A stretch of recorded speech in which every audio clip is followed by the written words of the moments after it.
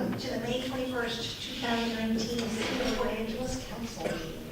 Can we have a roll call, please? Mayor Brooke, Present. Deputy Mayor Dexter, Councilmember French, Present. Councilmember Kidd, Here. Councilmember Meredith, Here. Councilmember Moran, Here. Councilmember Sherman Warren, Here. Manager West, Present. Attorney Wood. Present. Thank you all. And Deputy Dexter is not here, and so we need to excuse her. I move that we excuse Deputy Mayor Dexter from this meeting. I need a second. Second. Any discussion? All those in favor, please say aye. Aye. Any opposed? Passes unanimously. Let's go to the Pledge of Allegiance. Please rise for the Pledge of Allegiance. I pledge allegiance to the flag of the United States of America and to the republic for which it stands, one nation, under God, indivisible, with liberty and justice for all. So we do not have any ceremonial matters, so we will begin with public comment. And I have some folks that have signed in. Susan Hildren.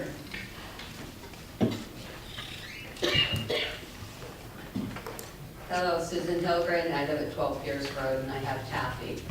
So if you haven't seen my new sign around town, I have 8 of them. It says homegrown homeless. 85% of them are ours. Okay? Please, we gotta dispel that people are shipping all these strangers in. They're not. They're ours. Check their last names, check the school, yearbooks from 40 years ago. They're ours. So, and it wouldn't matter if they're not, but they are. So 2 years ago, the skill center shut down. We lost a lot of opportunity to help our marginalized students. Now the school district is laying off teachers, it's laying off the counselors that work with our marginalized students. Friday's the last day for the hair school.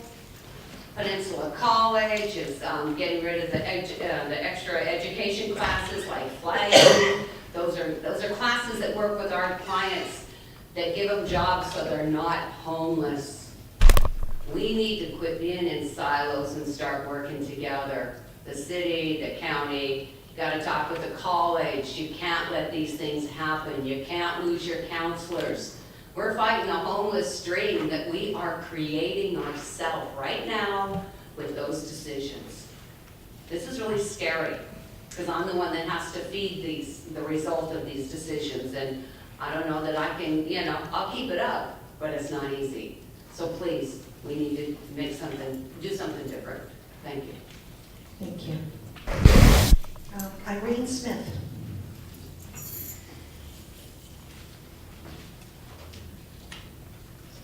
This is my very first time doing this, so I'm very nervous. Irene Smith, Port Angeles City. Could you speak into the microphone, please? Irene Smith, Port Angeles City. Thank you. So I had something happen the other night, and it scared me. I didn't even realize, there was people that drove up on a RV next to my apartment and used baseball bats and crowbars and just started bashing windows in, and it was crazy. It scared me. I'm still in panic. And I was scared because I had seen people going in and out of there. And all I could think of is what if somebody was sitting by one of those windows that got bashed in. And I called the police, and they got there, but I don't know what's going to be done about it. And I did write a report that night, although I asked if I could do it the next day, but they would rather have it that night. And yeah, I'm still scared. This morning. Yeah, and this morning I was told that there is no report that, because they didn't find the people who did it. But I know that the people who did it were there talking to the officers, so yeah, I'm not sure why that's allowed to happen. I mean, it doesn't matter what kind of people were in that RV. It's not that guy's job to attack them right there. Somebody could have been seriously hurt. Thank you. Thank you. Appreciate it. Ben Stanley.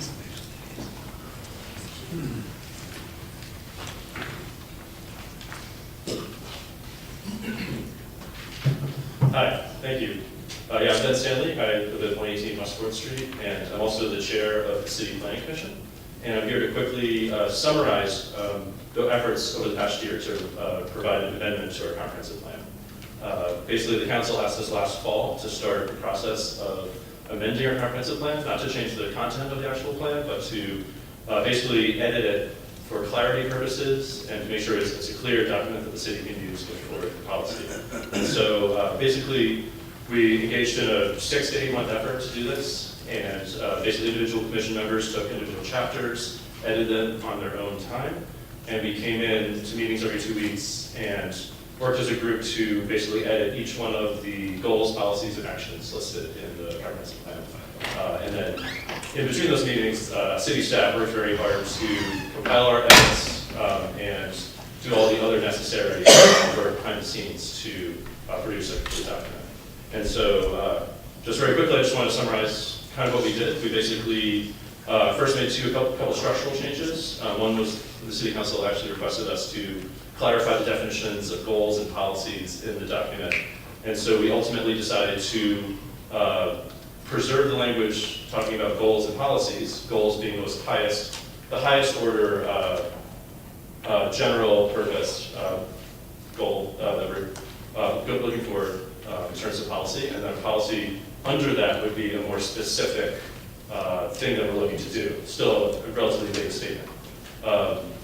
We also had objectives under that, and as part of this, we basically eliminated the idea of objectives and instead replaced that with the idea of actions, which are already listed in Chapter 11 of the plan under implementation. So we basically expanded the number of actions that will be listed in the comprehensive plan. We also basically, a lot of the work we did to edit it was to essentially change the structure of the language, changing basically everything in the comprehensive plan started with the phrase, the city should do something, and we basically edited that down to provide really clear imperative statements starting with, it said the city should build something, we basically just said, build this.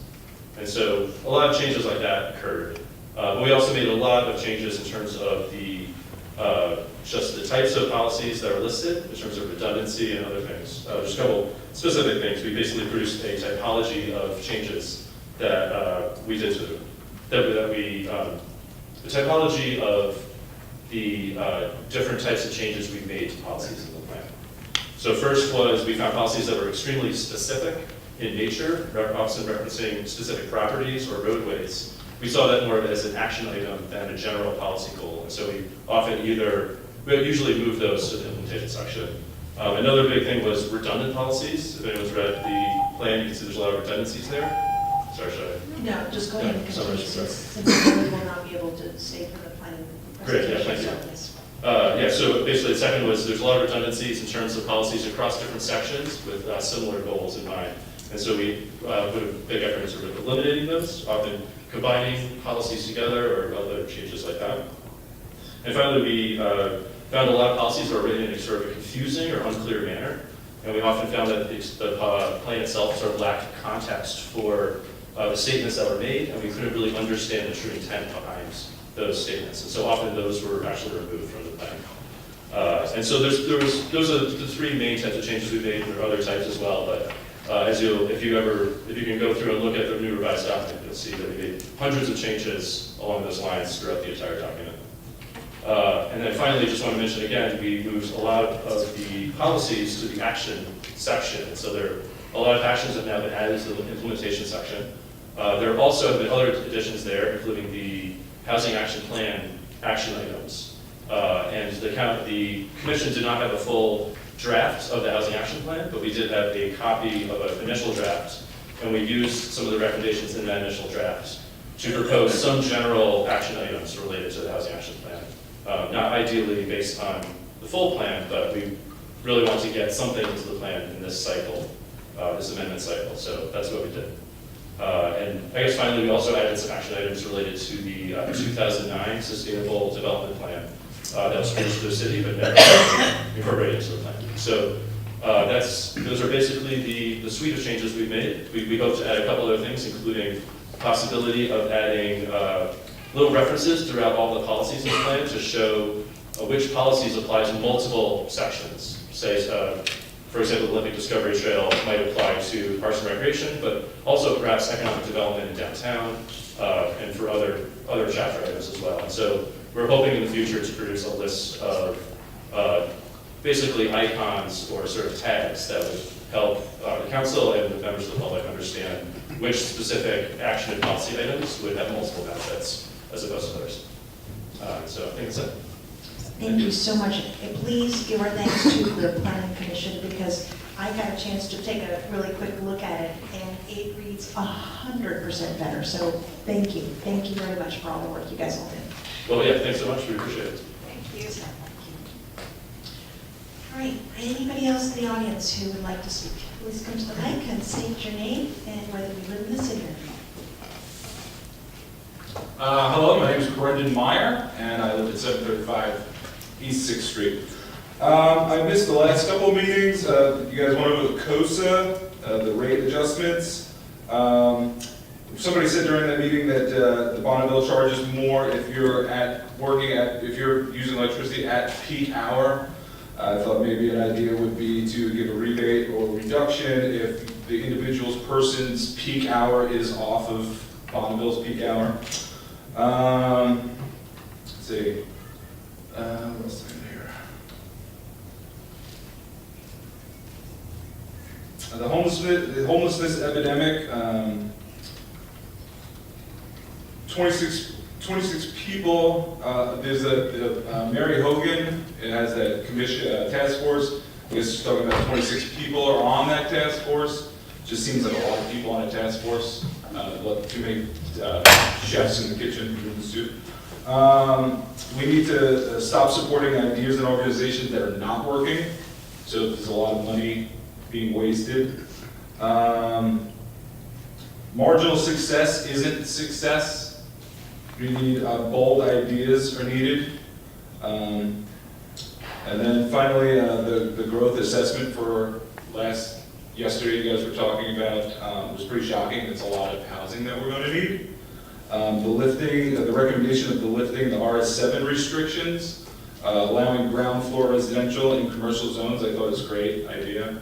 And coming from a larger city, the only thing that I would be worried about is coming from a larger city. The city I used to live in has 250,000 people.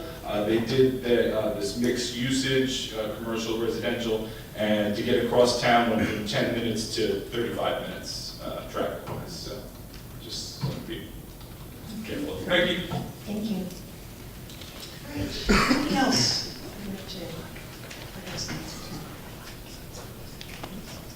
Hi, I'm Ingrid Carmine, and I live in the city. I want to thank Corey for his presentation this evening. After 2 hours on the straight shot on Sunday, it would have been nice to have a restroom right there. This is an issue not only for the homeless, but also for the tourists here in town. But I also would like to talk about another issue. Last night, Mike French mentioned transparency as being important.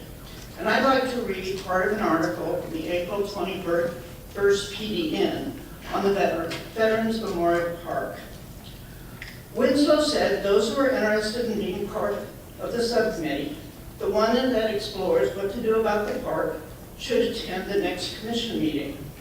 That meeting is scheduled for 6 p.m., May 16th at the Port Angeles City Council. However, on May 16th, the meeting was held and the decision had already been made. In other words, people like me who wanted to be part of this subcommittee and who wanted to work out an agreement between the problem with having the homeless there and what the rich and the powerful wanted, which is to put bars around the Liberty Bell, were ignored. And I was really disappointed and upset about this.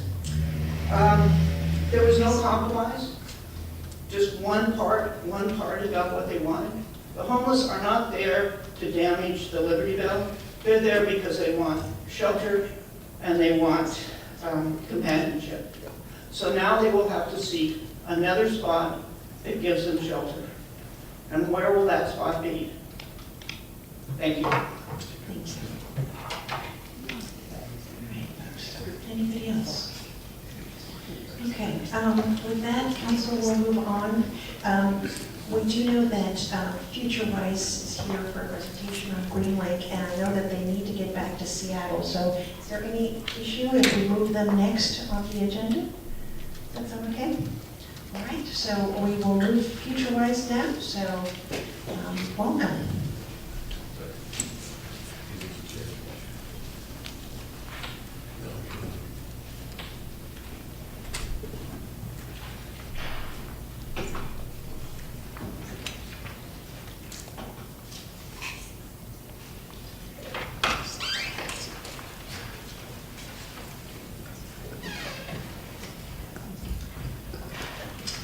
Thank you very much, Madam Mayor.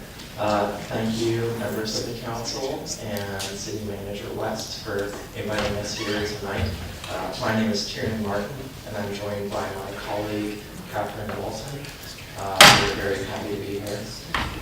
Catherine and I work for an environmental nonprofit organization called FutureWise, and tonight we'd like to share a very short briefing about a project that we have the privilege to be involved with here in the Port Angeles community. That's us. In partnership with the City of Port Angeles, in close collaboration with Collin County and the Lower Elwha Tribe, and with funding generously provided by the National Estuary Program, we are in the beginning stages of a planning process for an integrated system of green stormwater infrastructure projects that will be implementable. When built, these projects will improve water quality, fish and wildlife habitat, and community assets found throughout the Port Angeles area. We call this planning process the Green Link approach. And tonight, we'd like to introduce you to what that process entails, talk a little bit about how it might play out here in Port Angeles, and answer any questions that you would like to ask us or feedback that you want to share with us. I'll begin by describing the approach itself, and then we can talk a little bit more in detail about how it might play out here. But essentially, the Green Link approach is a process that helps the community to identify the highest value green infrastructure planning projects by evaluating ecological conditions in parallel with infrastructure needs and community needs. So it's really those three things that characterizes Green Link. We're going to show you a more detailed description of what that process looks like in a moment. But essentially, it begins with an analysis of the watershed conditions, followed by the evaluation of a list of green infrastructure project ideas according to a set of criteria that come from the community, that come from the stakeholders from this community. From that list, the highest value, highest priority, and most implementable projects are taken and passed on to the city with the goal of either building them or applying for the funding that's necessary to build them.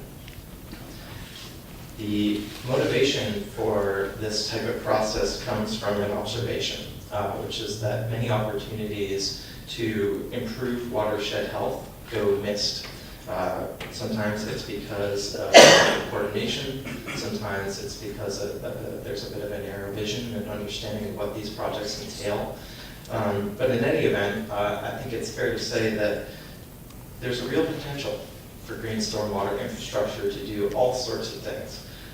We can see that it could help recover endangered fish species.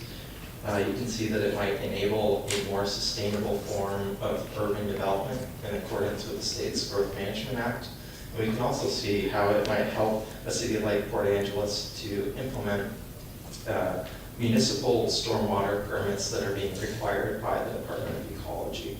All those things intersect with green stormwater infrastructure, and it's part of their potential. It's also one of the challenges because the fragmentation that occurs sometimes when different government agencies are asked to work together, or professionals from different disciplines are asked to come together and collaborate on a project, and sometimes trip projects up. And so GreenLink itself was created and developed in order to overcome that stumbling block. And it does that with 3 strategies. The first one is to promote the inclusion of a wide variety of project stakeholders throughout the process. That's key, absolutely key. The second is to facilitate coordination between government partners from the beginning, the middle, and the end of the project. Lastly, the adoption of a holistic and comprehensive view of what exactly watershed planning is all about and what it entails. So those 3 strategies taken together are what we do when we do GreenLink work. Okay, that's all pretty high level stuff. Let me get into just a bit of the background of this project. So the very first GreenLink project was a pilot project done in Bellingham, Washington in 2017. Beachwise partnered with an environmental engineering firm called Herrera, who conducted a watershed analysis of the Squalicum watershed there in Bellingham. They also produced a list of 10 green infrastructure projects, each one with a summary page with a cost estimate and an explanation of how they could be implemented. And those sheets were made available to members of the public and project stakeholders to take them to the types of funding sources that can get those projects made. So that was the outcome of the outcome of GreenLink Bellingham. Now, in the case of GreenLink Port Angeles, we will use a similar process, but we will also take several of these high priority projects through to the second phase of creating a new project, which is preparation. And depending on which projects end up being highly prioritized, if they are of modest scope and cost, we may even be able to get them with the funding that we've been provided into the building phase, into the implementation phase. So we don't know yet, but that's the goal. That's something we've heard from the stakeholders in the project so far as a high priority. GreenLink Port Angeles is very fortunate to have received 2 $280,000 grants from the Puget Sound Partnership Near-Term Action Agenda program. That's what's funding this work. That's what makes it possible for this project to move beyond the planning stage and towards implementation. So we're very grateful for this opportunity to be able to do this work. So what I've got here is a reflection of our vision for the project in a timeline. As you can see, the very first step conducted by Herrera is an analysis of the watershed and the conditions that currently exist here. The next step after that will be the development of a list of the project ideas, green infrastructure project ideas that can help stormwater here, and the criteria that they should be evaluated with. One thing that's important to point out throughout both of these steps, we will be working very closely with an advisory committee who will be providing us guidance and the ability to understand how these different project ideas might actually be implemented here in Port Angeles with their local expertise. This is a list of different organizations that we have convened as part of our stakeholder advisory committee, and we've met twice and have already begun receiving some really good guidance on how to do this project well and how to adapt a GreenLink approach to this community and to make it work here. So we're grateful for that guidance, and we plan to work with all the members of the advisory committee throughout the whole process. Okay, jumping back to the timeline. In addition to meeting with the advisory committee regularly throughout the whole process and coming here and briefing you and getting your feedback on the project, we will also be conducting a community engagement process to the general public here in Port Angeles. So over the course of the summer and fall, Catherine and I will be coming to visit the community, and we will be participating in public events like the Farmers Market and the Arts and Drafts Festival coming at the end of the summer. We'll be tabling and getting people's opinions on what they want, what they know about the watersheds, what their vision is for the future. We'll also be holding some of our own public events, including an open house for general information about GreenLink, as well as a walking tour of the watersheds to really get a sense of what the underground conditions look like. Once we have completed the very first phase of GreenLink, which is this section here, we will document what we found from the watershed analysis, what projects came to the top of the prioritization of the list, and what people's feedback were, and we'll put that in a report, which we would really like to share with you all and get some feedback on from you. And at that time, we'd also like to come back and brief you on our plans for the next phase, the beginning of the implementation and the planning for that. And we'll have a bit better of an idea of what that looks like when we arrive there. It really depends a lot on what we hear and what projects rise to the top. But that's the plan for the immediate future, and then the second phase will come after that. So I want to say that we're really happy to be here for the first time coming and briefing the Port Angeles City Council. So thank you for welcoming us. That concludes the short briefing, but we would be happy to answer questions that you may have or receive feedback at this time. And just know that this is our first visit, but it surely won't be our last. Thank you. Thank you so much for that. Council, any questions? So in the Bellingham study, what kind of projects came to the top?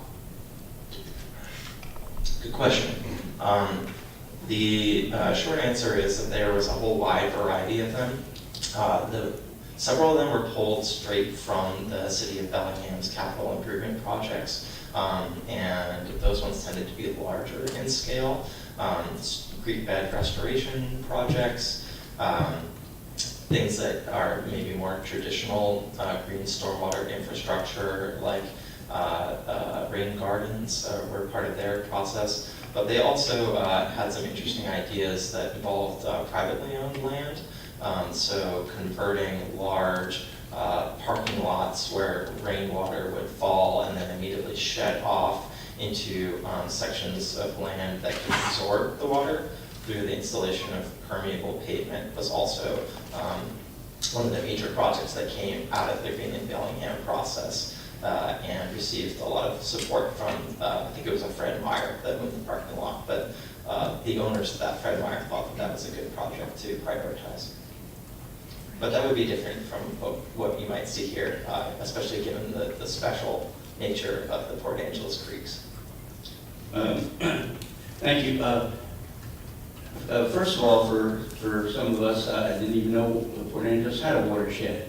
And so if you could, just for general information, explain where the Port Angeles watershed is and how much of that area do you intend to cover? Sure. So a watershed is the area where all the water drains into one single water body and then flows into its source. So the Port Angeles has 5 creeks, and each of those creeks constitutes its own watershed. So that's what the definition is, and you could take them all together and consider that to be the greater Port Angeles watershed, but it's when you really get down to it, it's about each of the creeks and how the water works within each of those. Now, the question about geographic scope is a good one. It's one that we've discussed at each of the meetings of the advisory committee. And you're right to ask it, because the wider the scope, the more resources that this project will need. And what we've decided so far is to begin the watershed conditions analysis, including all 5 of the creeks. And we will work hard to collect data that covers all 5 of those creeks.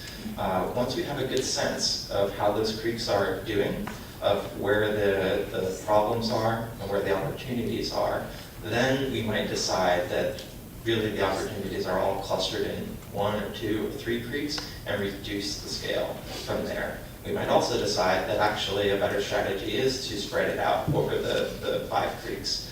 So we don't know yet, but it's a question that we've been mulling over quite a bit. And it's a bit of a strategic one, so we need some more information before we can make it. Any other questions?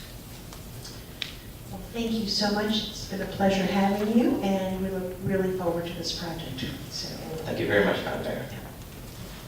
Council, if I could just add a couple of things. I think we're greatly appreciative to FutureWise for stepping up to make this happen. I think ultimately at the end of the day, council is well aware that we have a number of new requirements coming our way relative to our stormwater NPDES, or National Pollutant Discharge Elimination System Phase 2 permit. And many of those requirements may very well be able to be answered by this opportunity. And I think that's really helpful to know that we've got someone out there helping us get through that. I think it's also important that many of the discussions that we've had also revolve around some of the social issues and human issues that we're seeing in those creek corridors, and that those are really important to resolving for our community. And we really appreciate FutureWise's open-mindedness to get that incorporated in the scope as well. great. Thank you.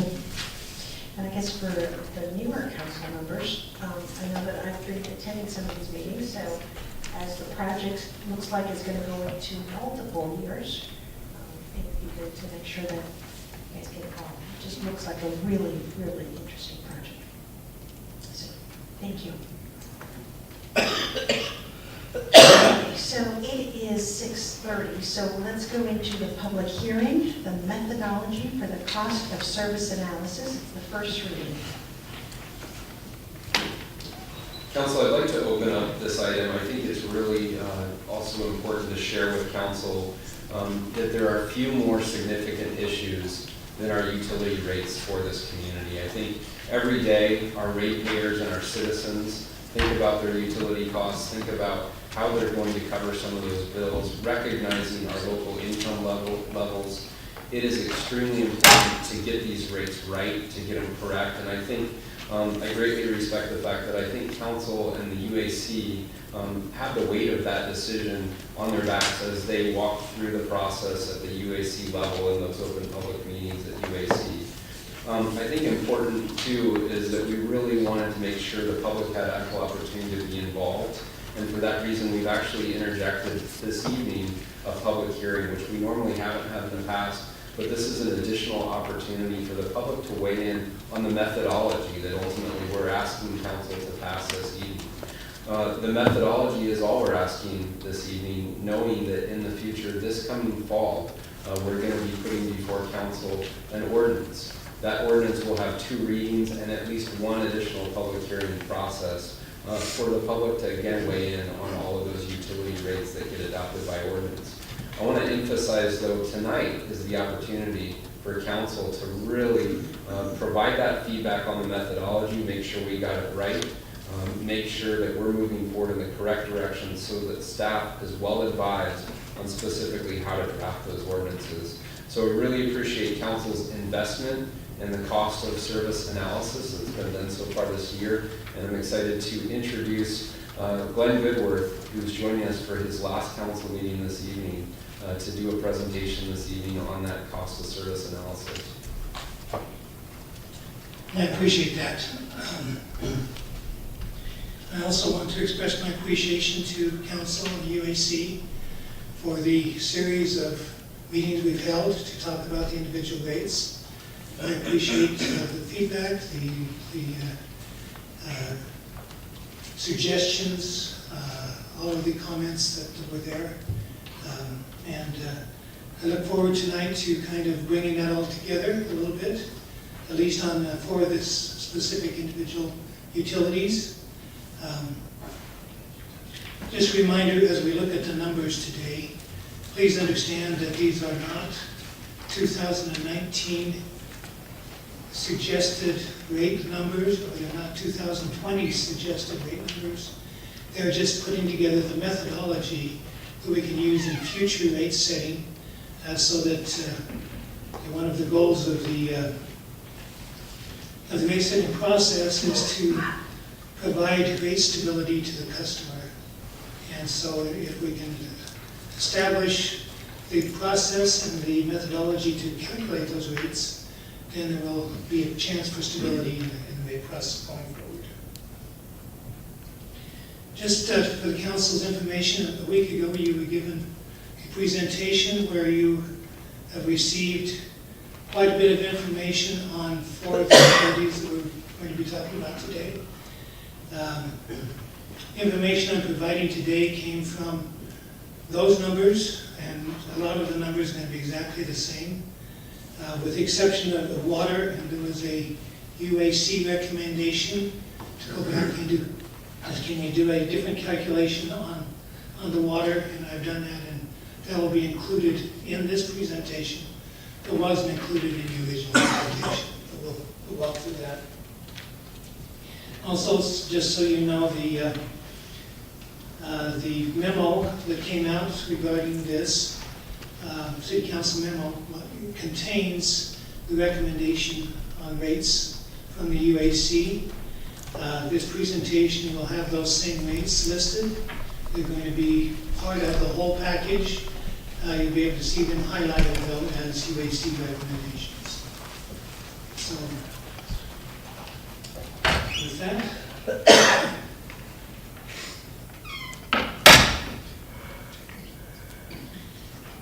I think it's important, especially this time, to talk about the traditional rate setting principles, financial principles, meeting revenue requirements, providing revenue stability to the utility, being easy to administer, provide rate stability to the customer as far as customer requirements, be just, reasonable, not unduly discriminatory or preferential, be easy to understand, be competitive and affordable. And as we go through these rates, I think you can kind of take those as benchmarks as to what decisions we need to make and how we go about establishing the methodology for the rate setting. As we've developed the COSA models and we developed the rate setting process, we have taken all of these into account and feel that we've got a good representation in there. Of course, some of these, as you know, you do one, you kind of don't do the other one. In other words, there's always a little give and take as far as priorities go for the rate setting process.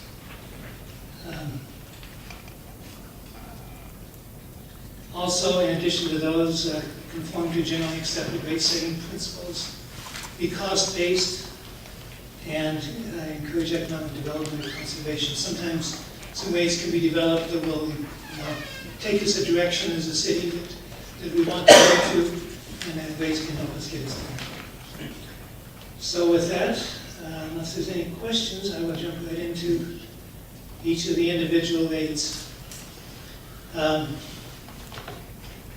going to start with water, and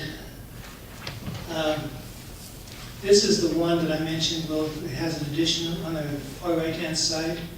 Over here you can see UAC recommendation. As we went to the UAC meeting and had discussion there were some concerns that the model that we had created may have some factors built into it that we needed to test and make sure that they were getting us where we wanted to be. And also to make sure that the rates were coming out where we wanted them and felt that they should be coming out. And especially when we get into the commercial side, there were concerns that the commercial rates were not tracking very close to the current rates, and so could we do something to make those track closer? We have done that with this last one, which is option 5 now.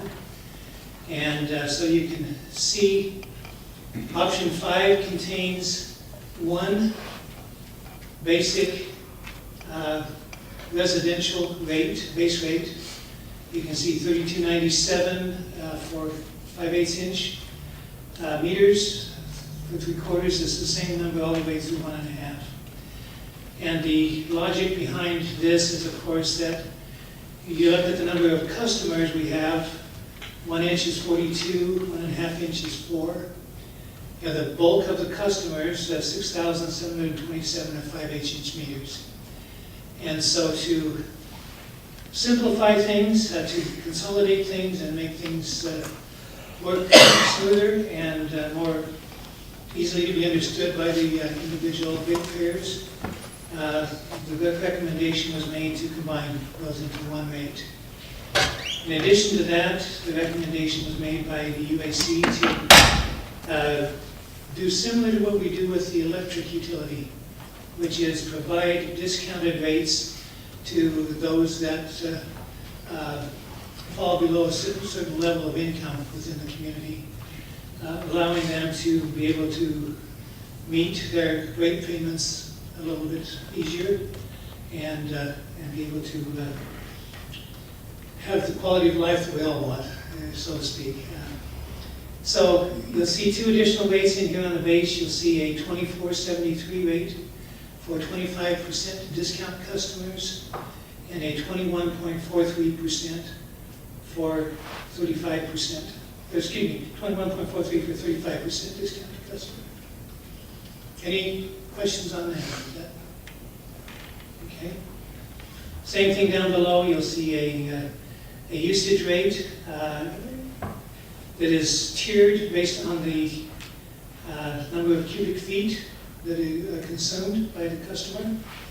And then we have discounted those rates, once again, with a 25 and a 35% discount. So the difference between option 4 and option 5 is just methodological? The difference is, you know, in theory, they're the same concept. It was just a recalculation of the COSA model to come up with a different rate structure, slightly different. You can see that in this case, the 5/8 or the base rate for residential went down slightly compared to the 33.37 that we had before. And what you'll see as we go through this, that this calculation we did was taking the flow factors within each meter size and determining a percentage basis to apply to that. In other words, we know that you're not going to have 100% flow factor on everything going through a certain pipe, water pipe. But what you can do is you can guess or estimate what that flow factor is. And that's what we've basically done. We had a 60% factor in there. We've changed it to a 65.1% factor, giving us slightly different results.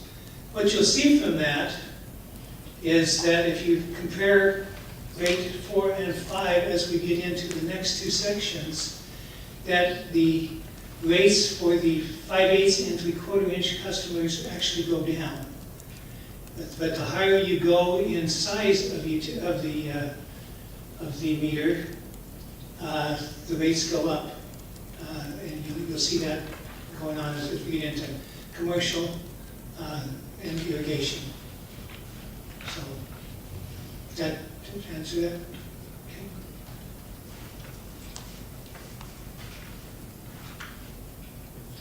This would be the commercial section. And here's where we can show exactly that the base in option 5 is 35.72, in option 4 is 36.13. But for example, when you get to 4-inch meters down here, 465 base versus a 438 was the previous calculation.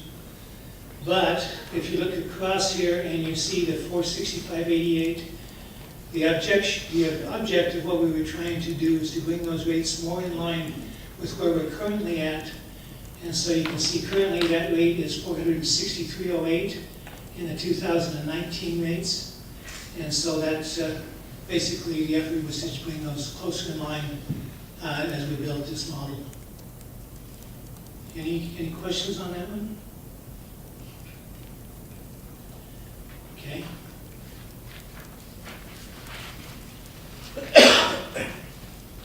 Irrigation.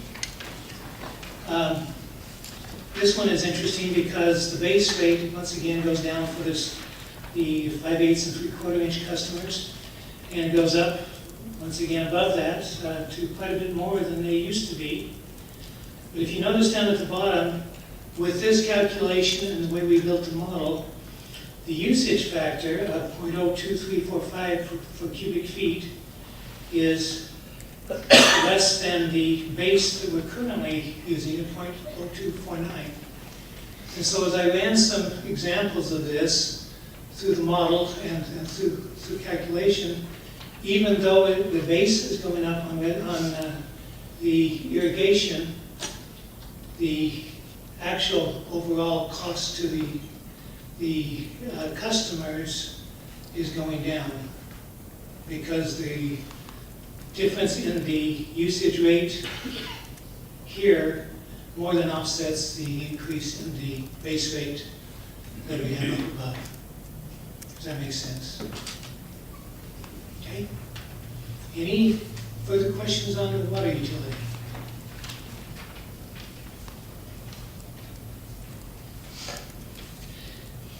Wastewater utility. If you remember when we talked wastewater,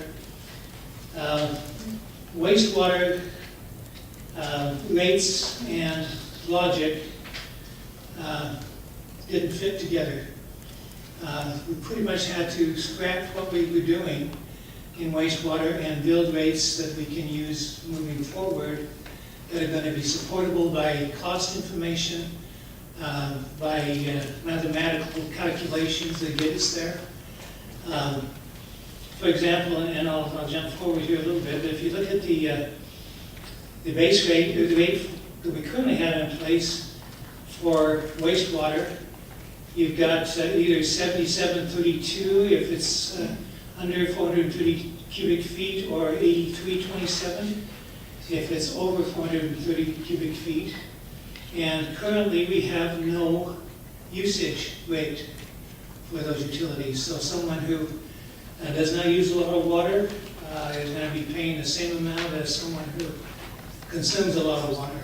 And the fairness and equity factor comes into play here, but we just decided that that's not the way it should be done. And so coming up with rates, over here recommended rates, that although their base is substantially less, it's going to be $32.75 versus either the 56 or the 60, and the COSA is less also.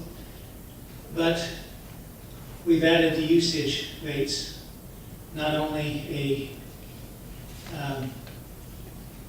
recommendation for a residential rate and a COSA usage rate down here, but also doing the same thing, putting the 25 and the 35% discount options in there to take care of those that may struggle with the current rates as they are. So can I try to restate that, just to make sure? Please. So previously, we had no usage rate on wastewater.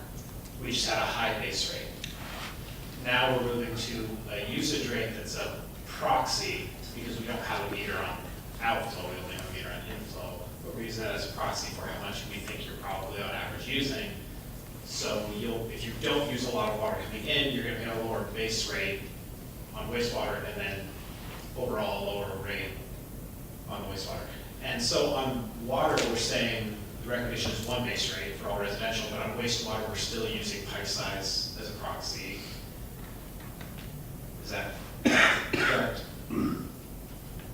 That is correct. Okay. Yeah, we didn't, maybe we should have taken a look at it in UAC and said we want to make all the residential wastewater rates the same. We haven't done that.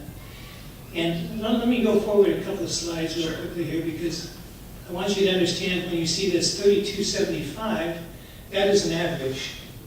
What you're going to see as we move forward is you're going to see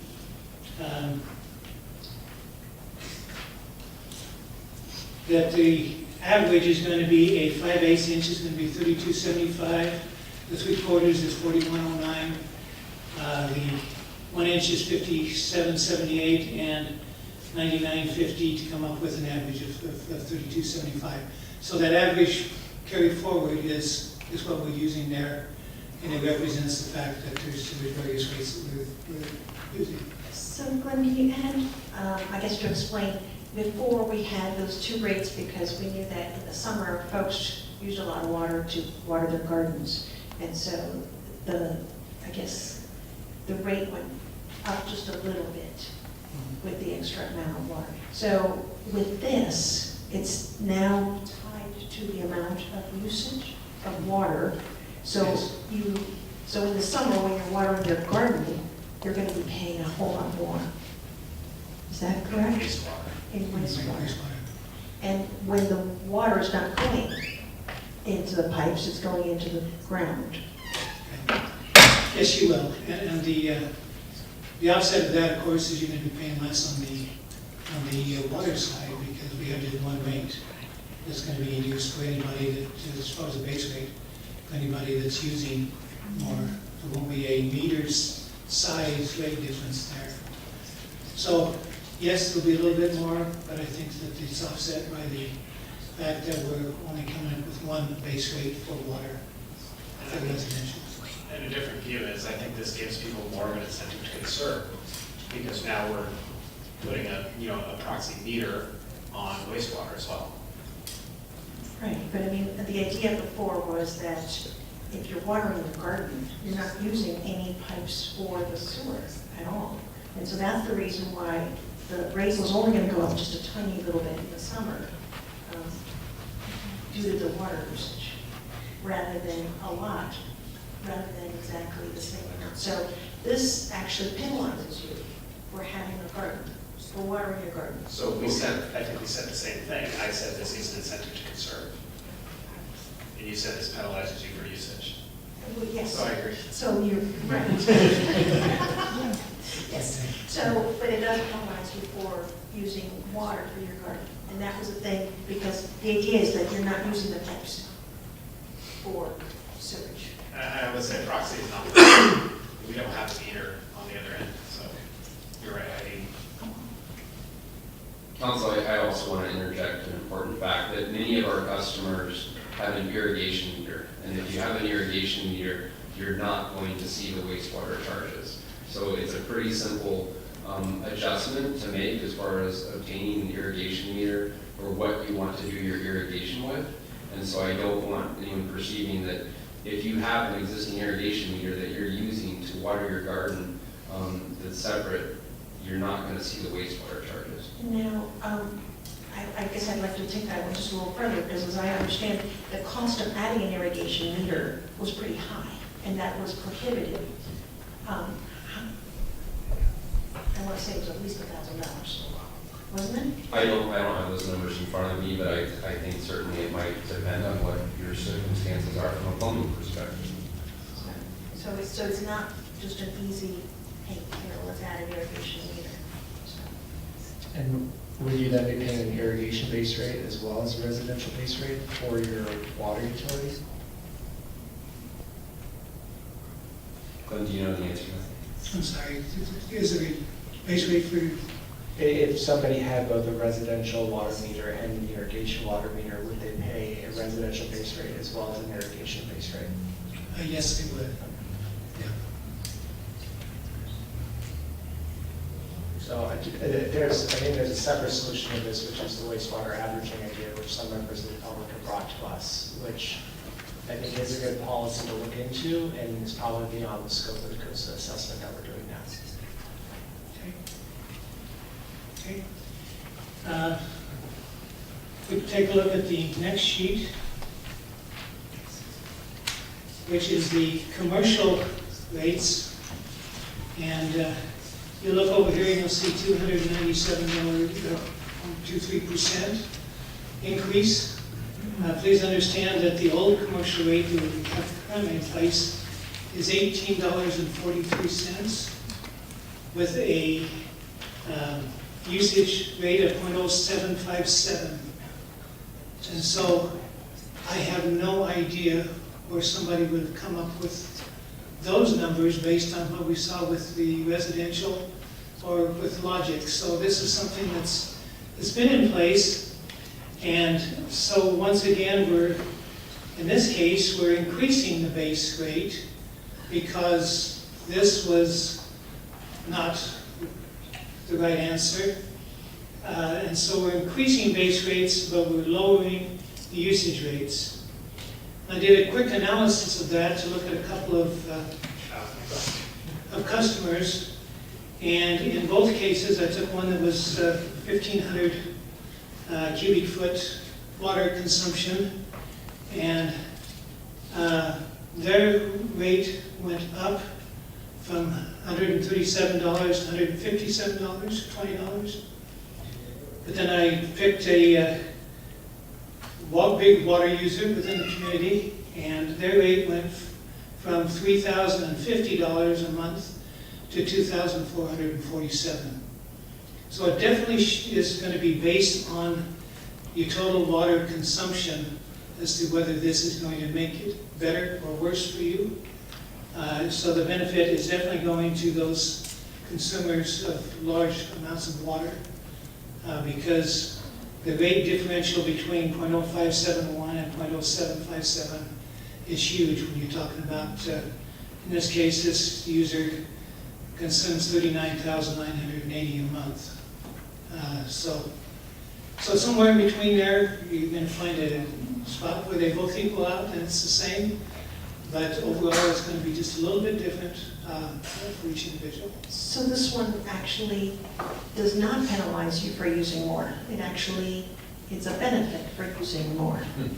Right? As far as the comparison to what we have now, yes. But yeah. Now, keep in mind, this is a COSA presentation, and what we're looking at is we're looking at costs. We're looking at exactly what does it cost us, and bringing that forward and saying this is kind of what it shows. We have criteria to say what should be in the base rate, and we have criteria that says what should be in the usage rate. And as we do that, that's how this has come out. Yeah. If you remember, I go back before this, the low users, as far as the water rates, were definitely way ahead compared to the others. So it's going to be a balancing, but we're just presenting what the numbers say and what the calculation recommends coming from the COSTA. So that would be the wastewater. And once again, the $73.21 base rate is going to be made up of all of these categories, everywhere from $32.95 and 5/8 inch up to a couple of customers that have 8-inch paying $359 per month for their base rate. So also, was that previous $18.43 base rate an average, or were we actually, did we had a similar structure before as far as the base rate? Did not. We did not. It was just a number, Okay. which did not represent. So it's not going to be quite as steep of a change for some of these, people who will be going up to $41 for their base rate rather than jumping up to $7. Right. Okay. Right. But they will also benefit from the lower usage rates substantially. So once again, it's bringing the rate development structure in line with what the costs for each of those categories are. It's pretty standard and pretty obvious how this works. I know that the answer doesn't always come out exactly the way you want it to be, but we have used sound cost of service analysis logic, which you all went through when we went through the presentations to get there. And,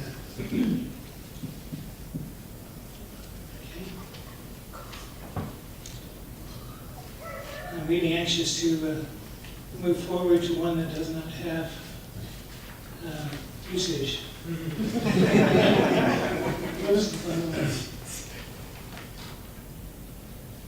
Wastewater. Wastewater, I think I maybe went too far. Did I? No, I'm trying to get to stormwater. Here we go, stormwater. Current rate is $16.87, and it is coming out of the property tax bill. You'll see that it's at times 12 to come up with the total amount that you are being charged for stormwater. The UAC recommendation is to use a rate of $15.45 with discounted rates, once again of 25 and 35%.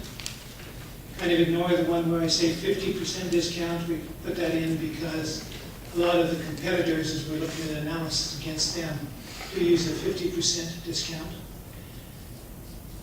But what this has is, in the calculation of a stormwater rate, is basically to take your rate revenue and to divide it by the equivalent ERU, which is basically the equivalent residential units. And as we looked at the comparison of us against everyone else, the residential unit that we have been using is 4,000 square feet, which means that every 4,000 square feet will get one of these charges, unless you're residential, and residential there's only one rate, and that would be this, in this case, $15.45. But for the commercial and the municipal and so forth, it's going to be based on your impervious surface area that you have, which is going to be the area that does not allow water to drain into the surface itself, but it's going to create runoff. And so examples of impervious surfaces would be buildings, would be driveways, would be those type of things, parking lots. And so we in the past have used 4,000 as the number that we would use to determine how many impervious surfaces a customer would have. As we looked at our competition and everyone that we could see, the average is only about 2,600 square feet was what they were using. A lot of them were using 3,000, some of them were using less than that. I think there's only one that was above 3,000. And so in order to bring our cost in line for the customer, what we did is we increased, if you look here at the 11,456 versus 10,417. What that means is by dropping the square foot requirement for the equivalent residential unit, we were coming up with a number of more customers. And just an example, let's say that you're a business that has a 4,000 square foot impervious surface, and we used to break that out in 4,000 increments, so there'd be 6 units there. If we based it on 3,000 units, you would now have 8, 3 divided into the 24. And so it adds, and corrects, in my opinion, the fact that we were using a rate that, impervious surface factor that was not really reasonable and didn't fit with what everyone else is doing. And therefore, some of our residential customers may have been paying more than they should have.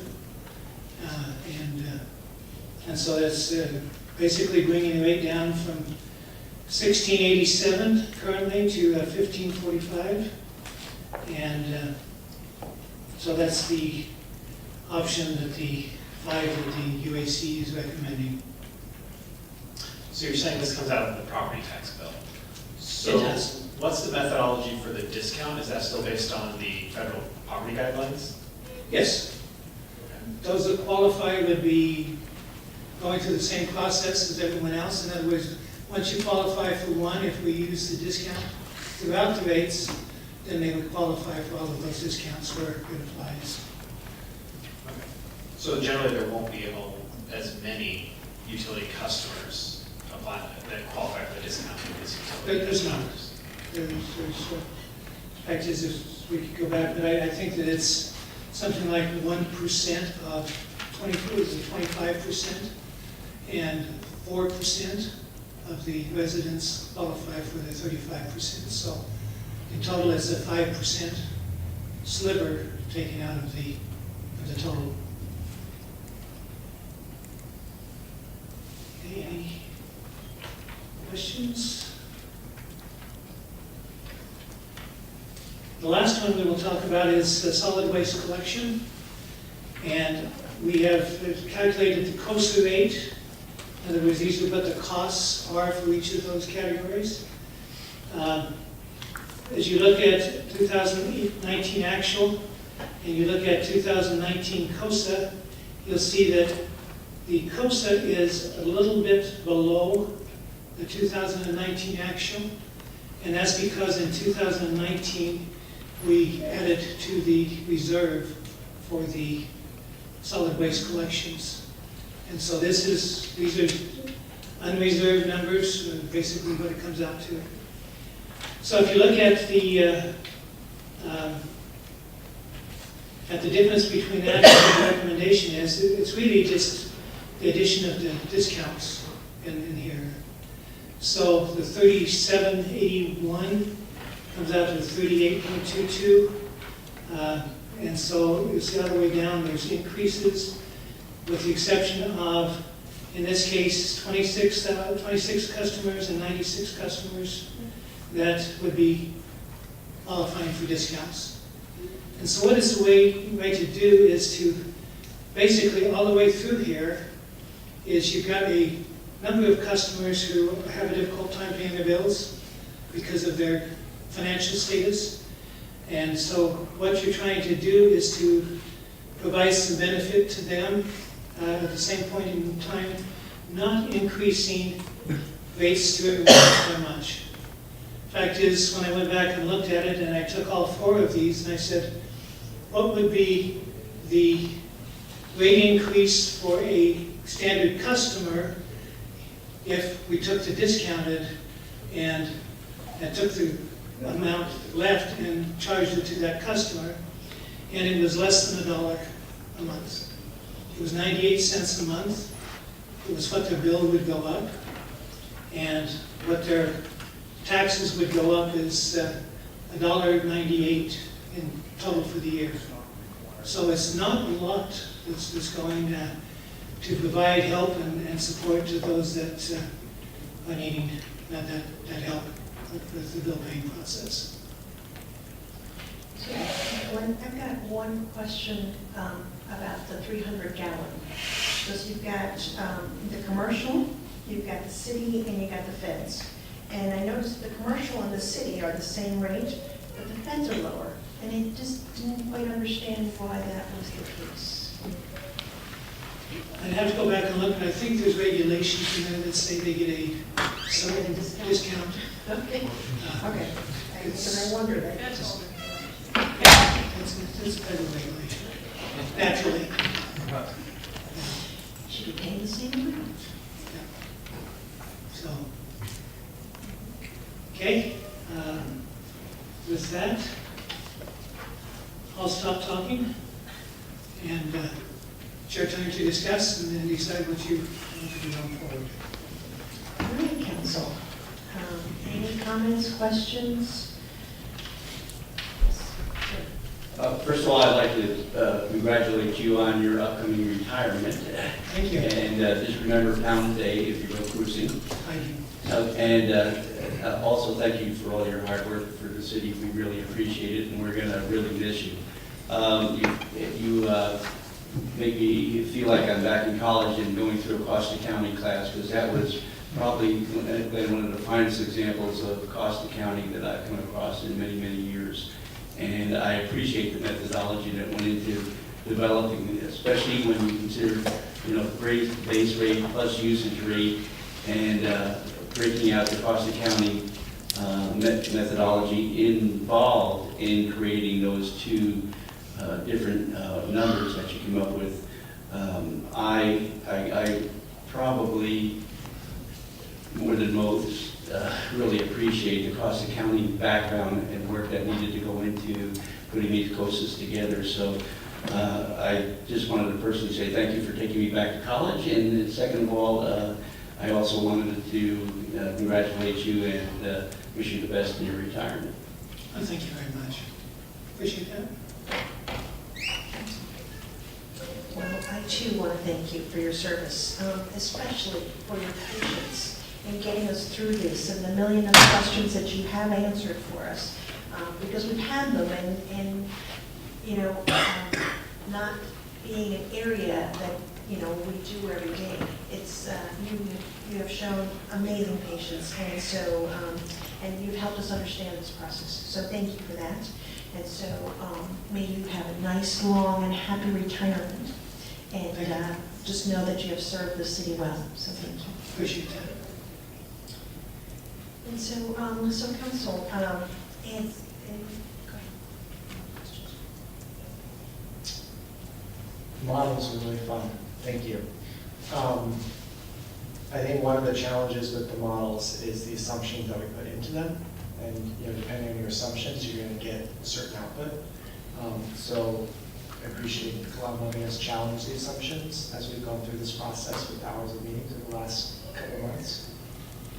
One of the places I want to point out that we've made a big assumption, and it's not that I'm disagreeing with the model as we go forward with it, but it is something for us to be aware of as a city, as a community, is in the stormwater model, which based on Port Angeles Municipal Code 13.63.090, we only charge people for their impervious surface up to, well, currently 40,000 square feet of impervious surface, but potentially 30,000 with the recommendation, I think, if I have that right. We also exempt certain uses. It's basically if you're a commercial or like multiple property, which has its own definition, then your charge, your monthly fee is no less than the monthly fee, not less than the monthly fee for a single family dwelling, and the maximum monthly fee shall be no more than 10 times the monthly fee for a single family dwelling. So we are saying that certain larger users of impervious surface, that is a utility, are exempt.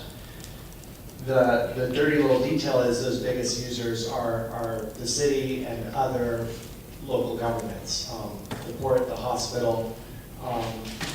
We also specifically exempt city streets, state highways, private streets with storm surface facilities in place meaning city standards, and other public or privately owned properties or portions thereof having their own NPDES, which is National Pollution Discharge Elimination System, permitted storm and surface water runoff facilities. We should not discharge to city facilities.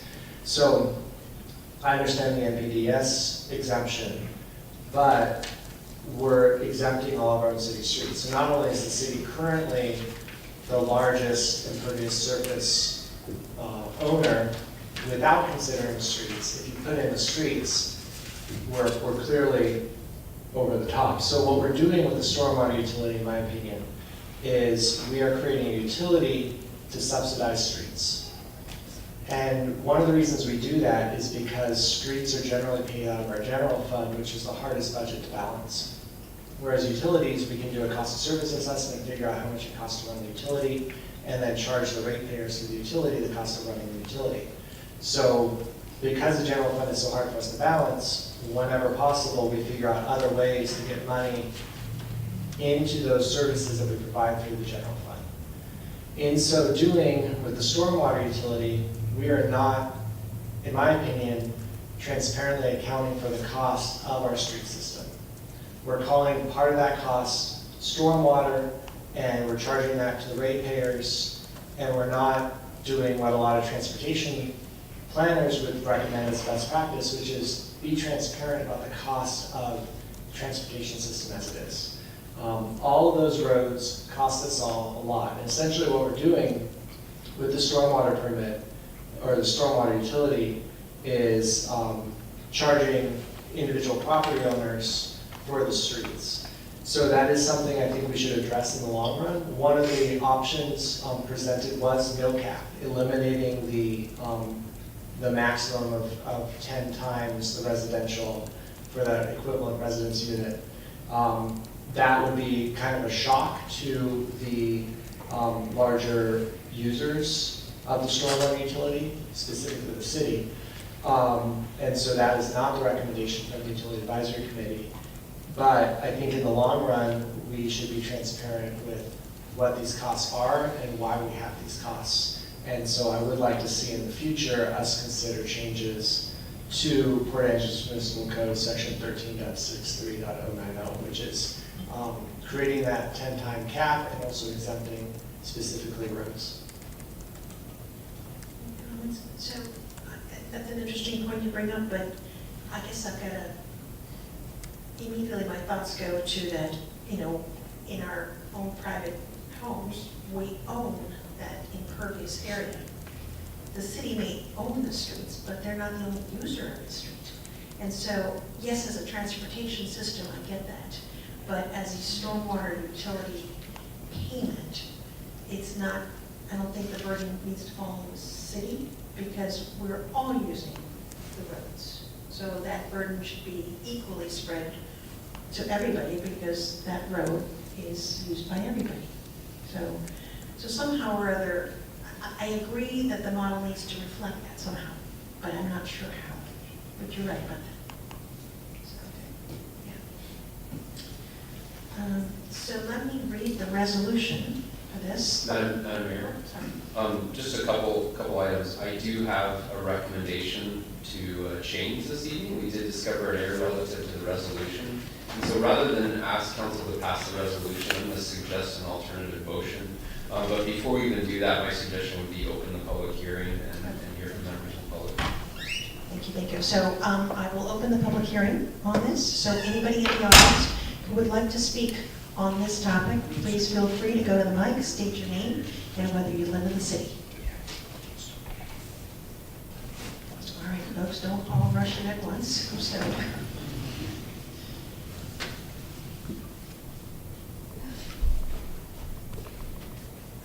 Hi, I'm Tara. I live in the city of Port Angeles. This might be slightly off topic, so I apologize because I'm coming from a customer standpoint.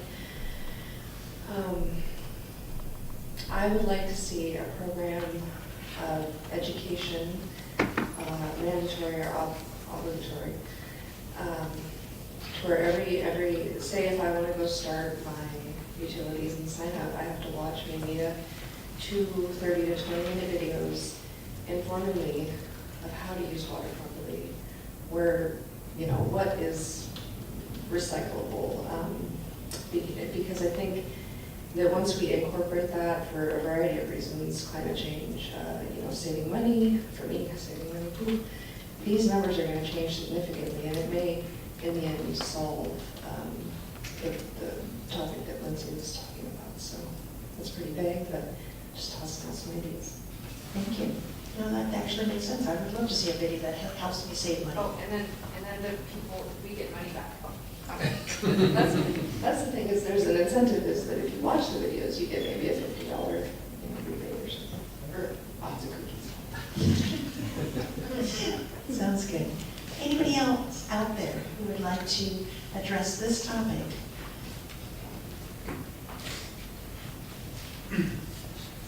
How's it going, Brenda Meyer again? I was just curious if there's any, you said there's no cap. Is this going to drive like heavier industry into town to take advantage of that? Is there any protections? The recommendation from the Utility Advisory Committee was actually to transition away from the no cap scenario. And I think that's ultimately the goal of some of the changes that you're seeing tonight. That ultimately we do presently have a cap in place, and we're making adjustments to take it in the opposite direction to eliminate that cap, as I understand the recommendation of UAC.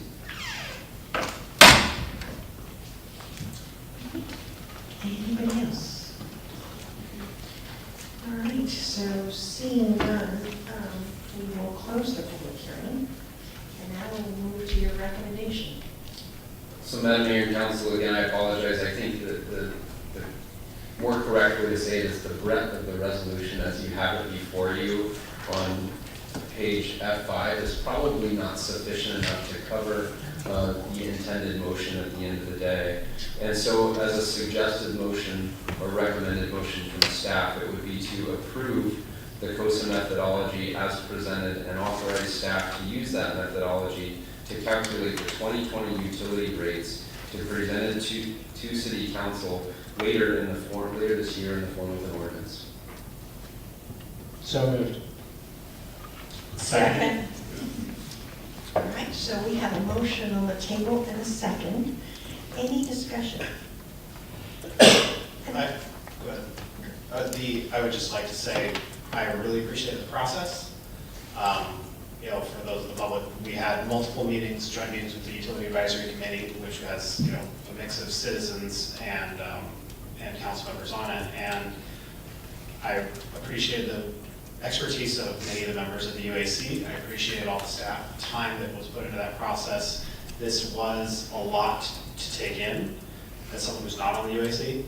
And I felt like I was able to get a really decent understanding of what we were talking about, how and what decisions we were being asked to consider. And so I appreciated the process. I appreciated the work, especially from Glenn. And I think that the UAC made good recommendations that hopefully will give us a framework with it to make rates that are fair and that fund our utilities for the both capital projects that need to be, you know, done through them and for continuing operations. So I thought this was a great process, and thank you. I just have a process question for you, Nathan. Does that mean that this resolution as written is not going to be valid? Or does the resolution remain the same, or let me put it the other way, resolution that you just articulated, does this resolution still remain the same, even though the title, if you will, has been changed? I don't know if does that make sense? Let me try to help with that. The facts in the resolution are accurate and correct. However, the breadth of the resolution didn't go so far as to the full recommendation that staff intended. And so for that reason, we've provided a suggested or recommended motion that fulfills the same intent of the resolution itself. So we're not asking council to pass the resolution this evening, simply to make the motion that we recommended. Okay. So this, we can ignore this, that's in our packet tonight. Okay, correct. I'm sorry, I just wanted a clarification on the process there.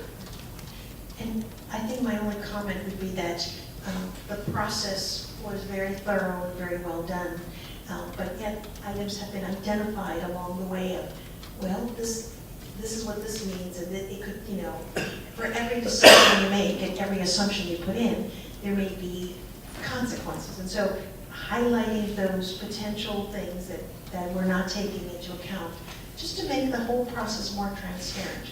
Saying, okay, we're making these three assumptions. Assumption A has potentially this cost, or we're not including the streets, and you know, so having that detailed in there so that the next time around, because I know every time we go through some of the stuff, it's almost like starting from zero, because you've had a life and a year in between, and so remembering those things that you brought up this time as to what was an issue would be worthwhile to have there so that the council has it in front of them. Madam Mayor, thank you very much. I think those are excellent comments. We did get a lot of excellent input from the UAC committee, as well as some recommendations on how to move forward in the future with rates. And I think it's really important that those are not lost. In addition to that, if you go back to so many of those work sessions, we had some great questions brought forward, and I think another goal of staff would be to retain those questions, to keep them for future process so that we know the answers and can be transparent with those answers in the future for our customers' sake. Thank you. All right, council, we've got a motion on the table and a second. Any further discussion? Okay, seeing none, all those in favor of the motion, please say aye. Aye. Any opposed? The motion passes unanimously.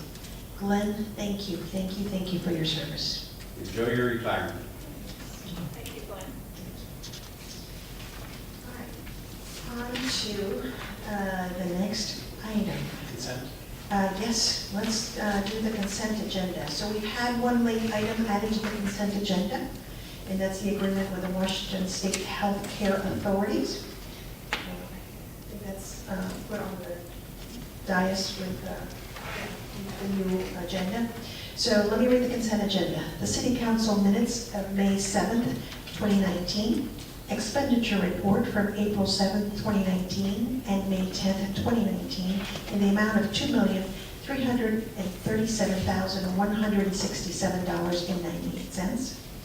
The Burke contract, facilities use agreement, MAC Athletics, memorandum of agreement with the U.S. Coast Guard Cutter Active, and agreement with Washington State Health Care Authority. I move the consent agenda as read. Second. All right.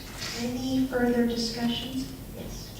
I would like to commend our the contract with the facility use agreement with MAC Athletic. I am so grateful that we have an active baseball team here in Port Angeles.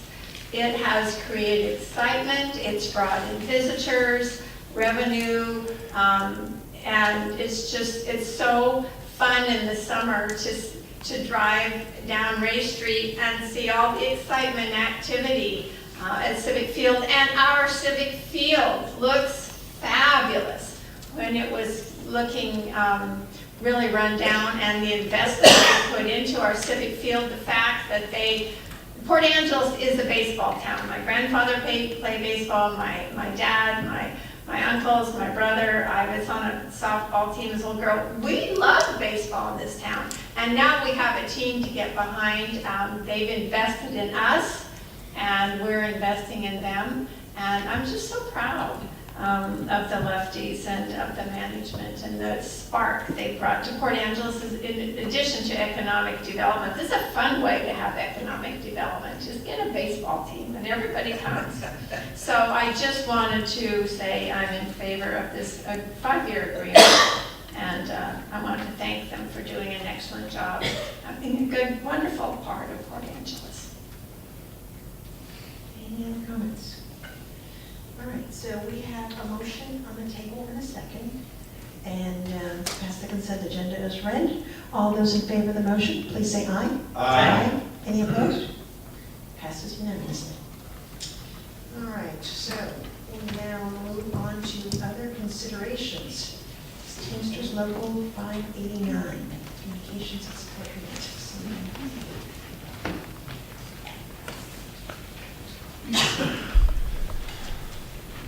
Good evening, Council.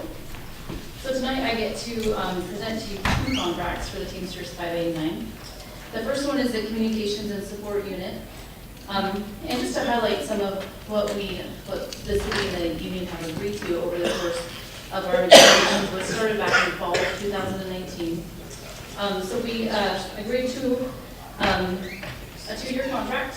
And in 2019 and 2020, a cost of living of a 2.5%. Additionally, with the Communications and Support Unit, which covers our dispatchers and our records division of the police department,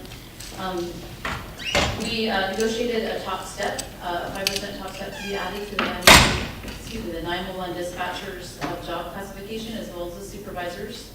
Also a longevity benefit for eligible employees once they've reached 5 years of service, 10 years, 15, and 20 years of service. We also increased compensatory time for any overtime situation that they have, as well as added bereavement leave, a bereavement leave benefit. So the increased cost to the 2019 budget is roughly $44,000. And of that, $4,500 of it will be applied to the general fund, and then the PENCOM special fund will take the rest of it, which is approximately $39,000. So with that, I want to thank the Teamsters negotiating team. They're taking time out of their busy schedule to negotiate with us, and this is a group that's down quite a few staff right now. So I want to thank them for coming to the table and negotiating with us, the business Teamsters rep, the Teamsters business rep, as well as Manager West and Finance Director Carzosa, and then my teammate Chris Cowgill, who's be here tonight. Without any questions, Any questions regarding this? I just want to say good job and thank you. This is not an easy job, negotiating this contract. It's taken a lot of thought and effort and appreciate you doing this, and I'm glad it came to a conclusion this evening. I'm happy to support it. And I want to thank you for your hard work on this. It is, I do want everybody to keep in mind, again, the city's average wage is 40,000, so that's just one, it's a little bit over 40,000. So just keeping in mind that, yeah, we're trying to make it okay for everybody. All right, folks, so how do we move forward here? I move that we approve the terms of the Teamsters Local 589 Communications and Support Unit Collective Bargaining Agreement as outlined in the memo. Second. All right, so we have a motion on the table and a second. Any further discussion? I'd like to just say thanks to city staff and especially the Teamsters Union for bargaining in good faith. And I'm happy to support this agreement. Fascinating read, by the way. Yes. What's that? Fascinating read. Yeah, the next one's even better. I can't wait for the sequel. All right, so like I said, we've got a motion on the table in a second. All those in favor of the motion, please say aye. Aye. Any opposed? Passes unanimously. Thank you.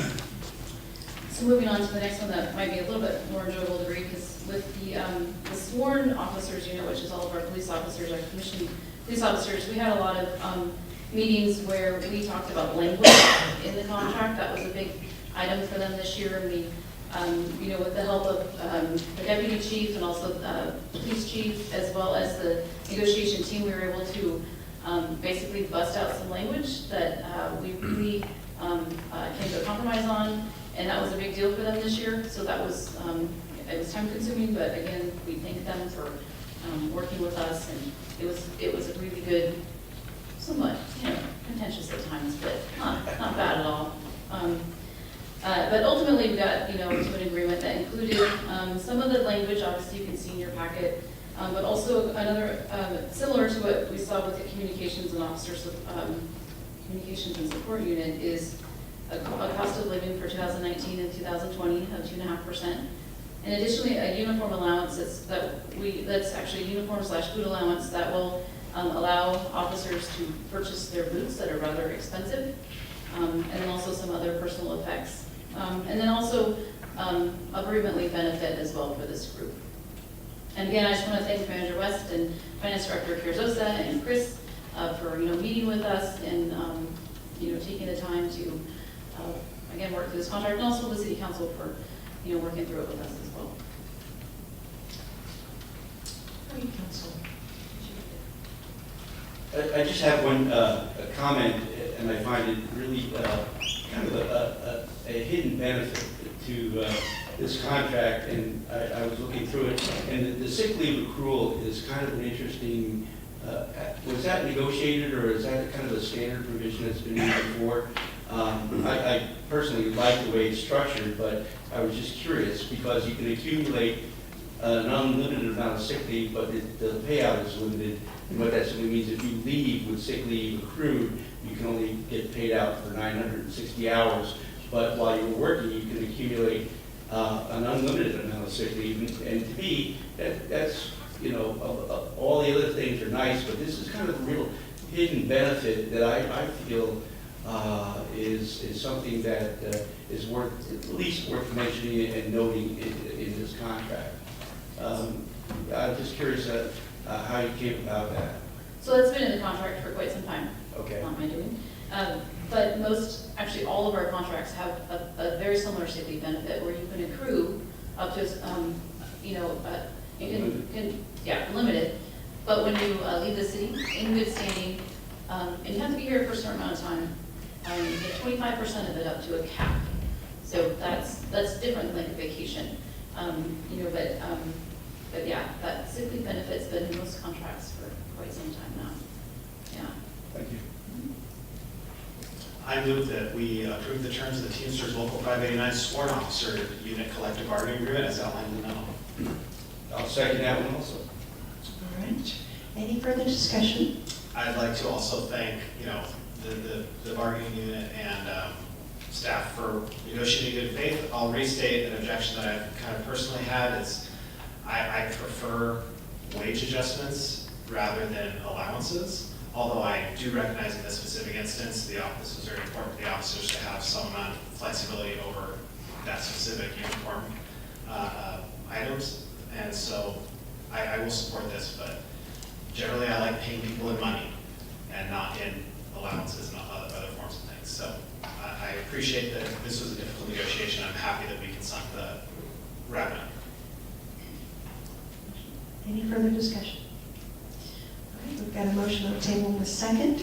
So all those in favor of the motion, please say aye. Aye. Any opposed? Passes unanimously. Thank you. Thank you. Thank you so much. Okay, up next, we've got the comprehensive plan presentation.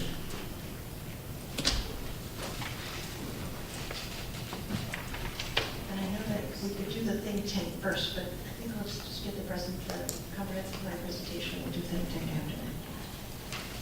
Thank you, Mayor Brookwell. Ben Roderick is setting up the PowerPoint presentation we prepared for you.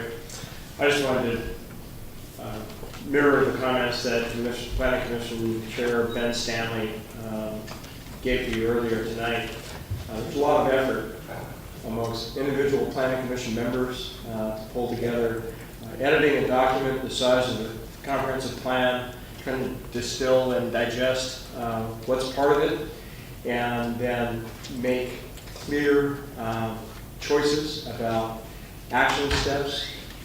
So the common person who's not used to reading planning documents can look at that and really see where the city's going, what our priorities are, where we need to be putting our efforts in, and sort of the vision of the comprehensive plan moving forward in discernible action steps that can be implemented.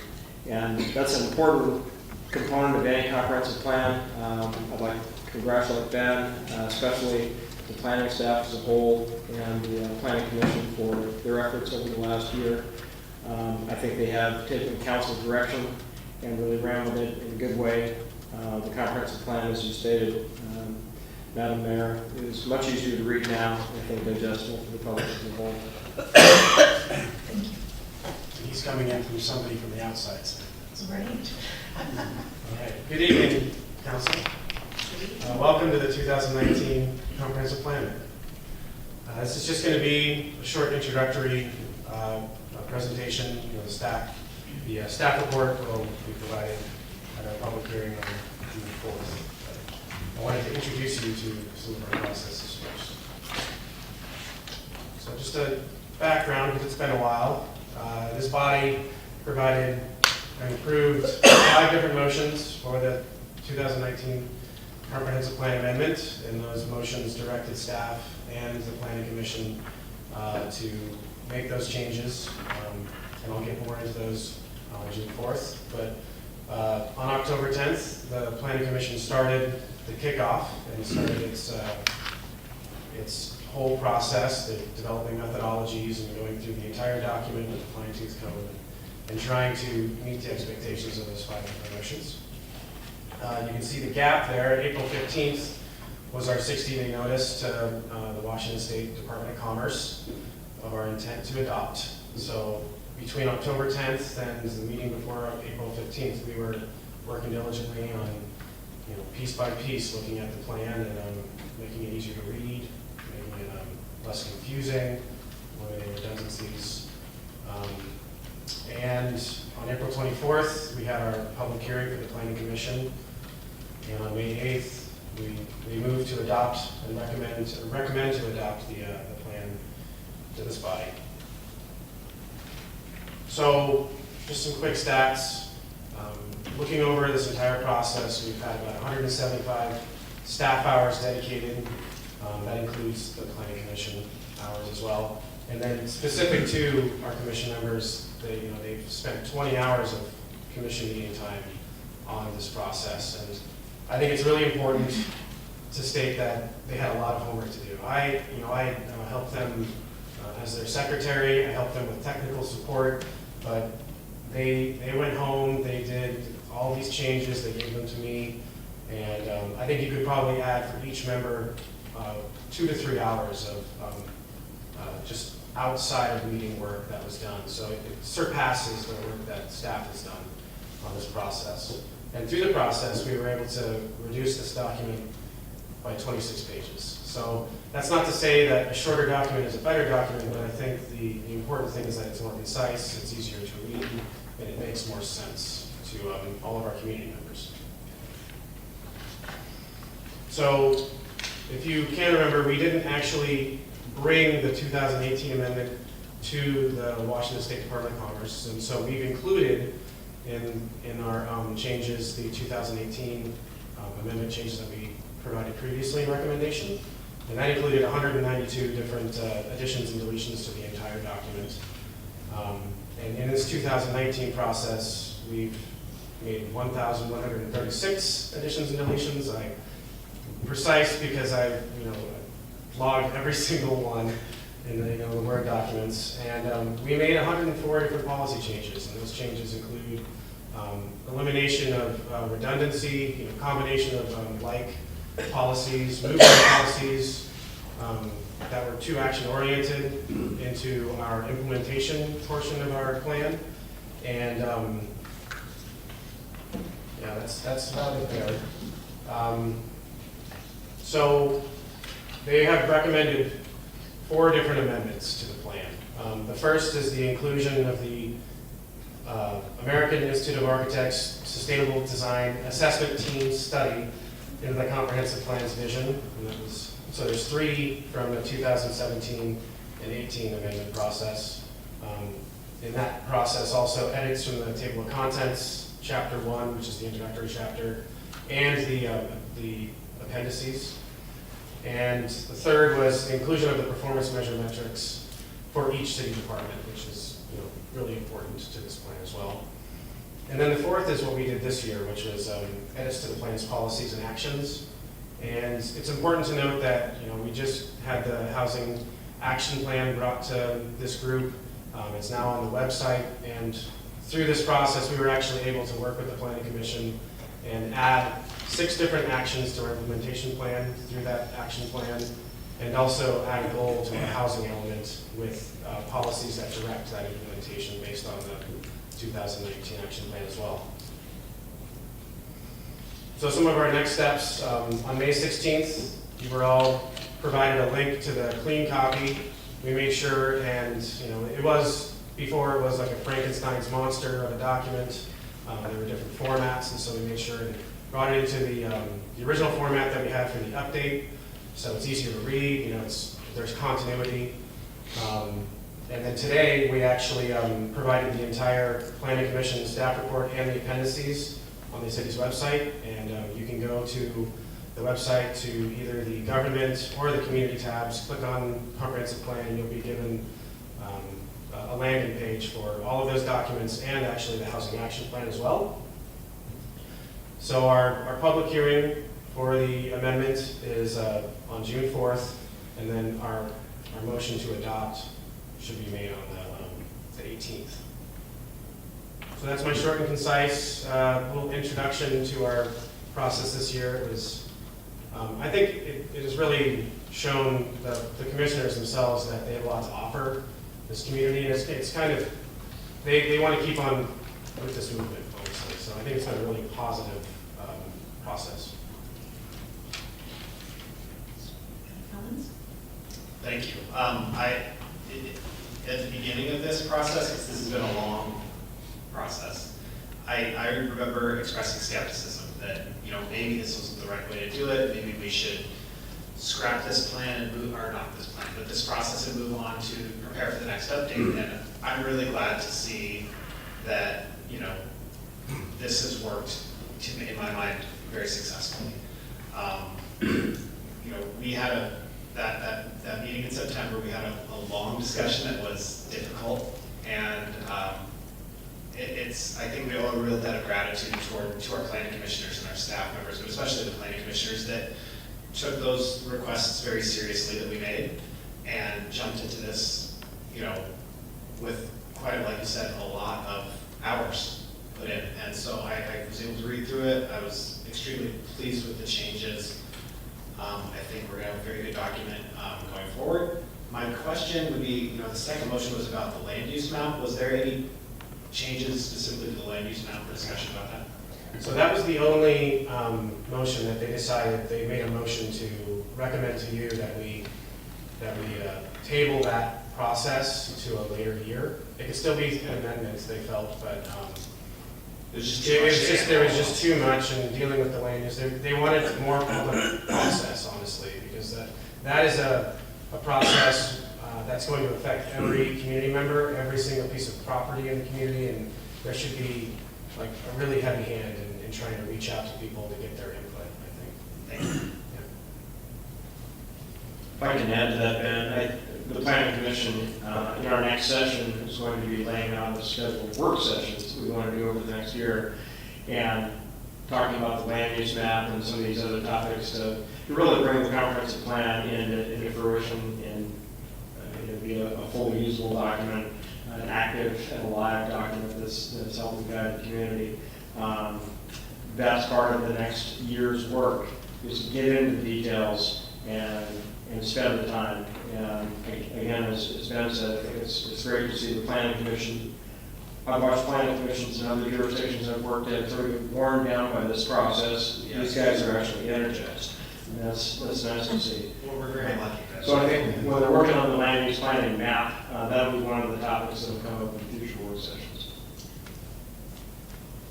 I would like to thank the staff and our planning commission for such hard work, and I really appreciate the changes that have been made. I think the amendments is just shows the thought that went into it, the hard work that went into it. This is tough duty for our planning commission. This is really tough duty. They took it seriously, and the fact that they had to have homework and then show up at the meetings shows me the dedication and the high level of work and thought that went into this. So I'm very pleased. Thank you. Council, if I can add a few comments as well, I want to just also extend appreciation to staff, knowing that every 2 weeks to tackle this issue and make sure you've got a planning commission. These are not short planning commission meetings when you're tackling a comprehensive plan. And so I want to thank Director Brecky, Director Weckner, and Assistant Planner Broderick for their really hard and diligent work to get this moving forward. I think it's really important to recognize them for being able to take the time to review the tasks incorporated in the housing needs assessment, even though it was still in draft form. I can tell you the review that the Planning Commission did of those, the draft form task recommendations haven't changed substantially from what is in the published version on the website today. But the fact that they were able to turn those around in time for the public hearing, that's pretty impressive, and we're extremely grateful to them and very grateful to the Planning Commission for stepping up. So I want to say thank you, because this is something that on my very first meeting 8 years ago, I said, so where's the vision? Where are we going? How do we know where we're going to get there? And that's when we pulled out the comprehensive plan. And then, so that's 8 years ago.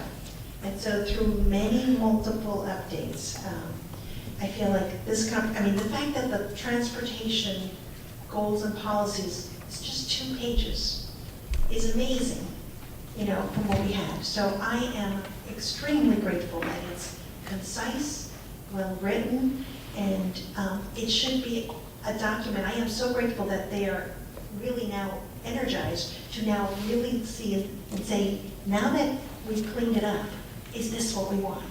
And that's what I am so, I'm just, like I said, absolutely grateful that they did this exercise, because this is the document that is going to take us into the 20 years. This is the document that should be the one that leads the city into the future.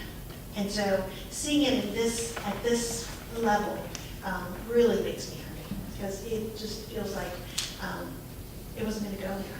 And this planning commission actually took it there. So I am so grateful. So knowing that, like I said, just looking at transportation, because that's the only one I really have delved into. I know that there's a couple of things that I do want to, I have questions about. And one of them is, they did talk about that this plan should be consistent. It says, what does it says? It's shall be performed consistent with the goals and policies of the capital facilities element. And I found that interesting because I thought, wait a minute, so are we gonna follow the policies and goals from here? Or are we gonna follow the policies and goals from the CFP? And shouldn't those be similar? I mean, if this is the big goal, then from here should drive the CFP. So I would think that that wording might need to be modified and saying that, that this will guide the CFP, which will guide the budget. And I know that there should be some back and forth, but you know, I found that kind of interesting as to, and I think we can have a discussion on how the wording goes for that.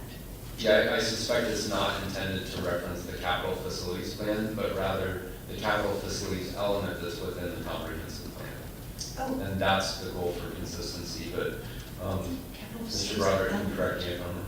We actually found a lot of that similar issue with several elements, and I do believe City Manager West is correct that it's referencing it's internal, it's referencing the actual element. And that language can be changed to make it more.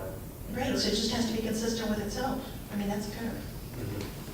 But we, the parks element, Park West Regional, there were several elements that were referencing other documents, and we took a lot of that out actually, because it was already in there.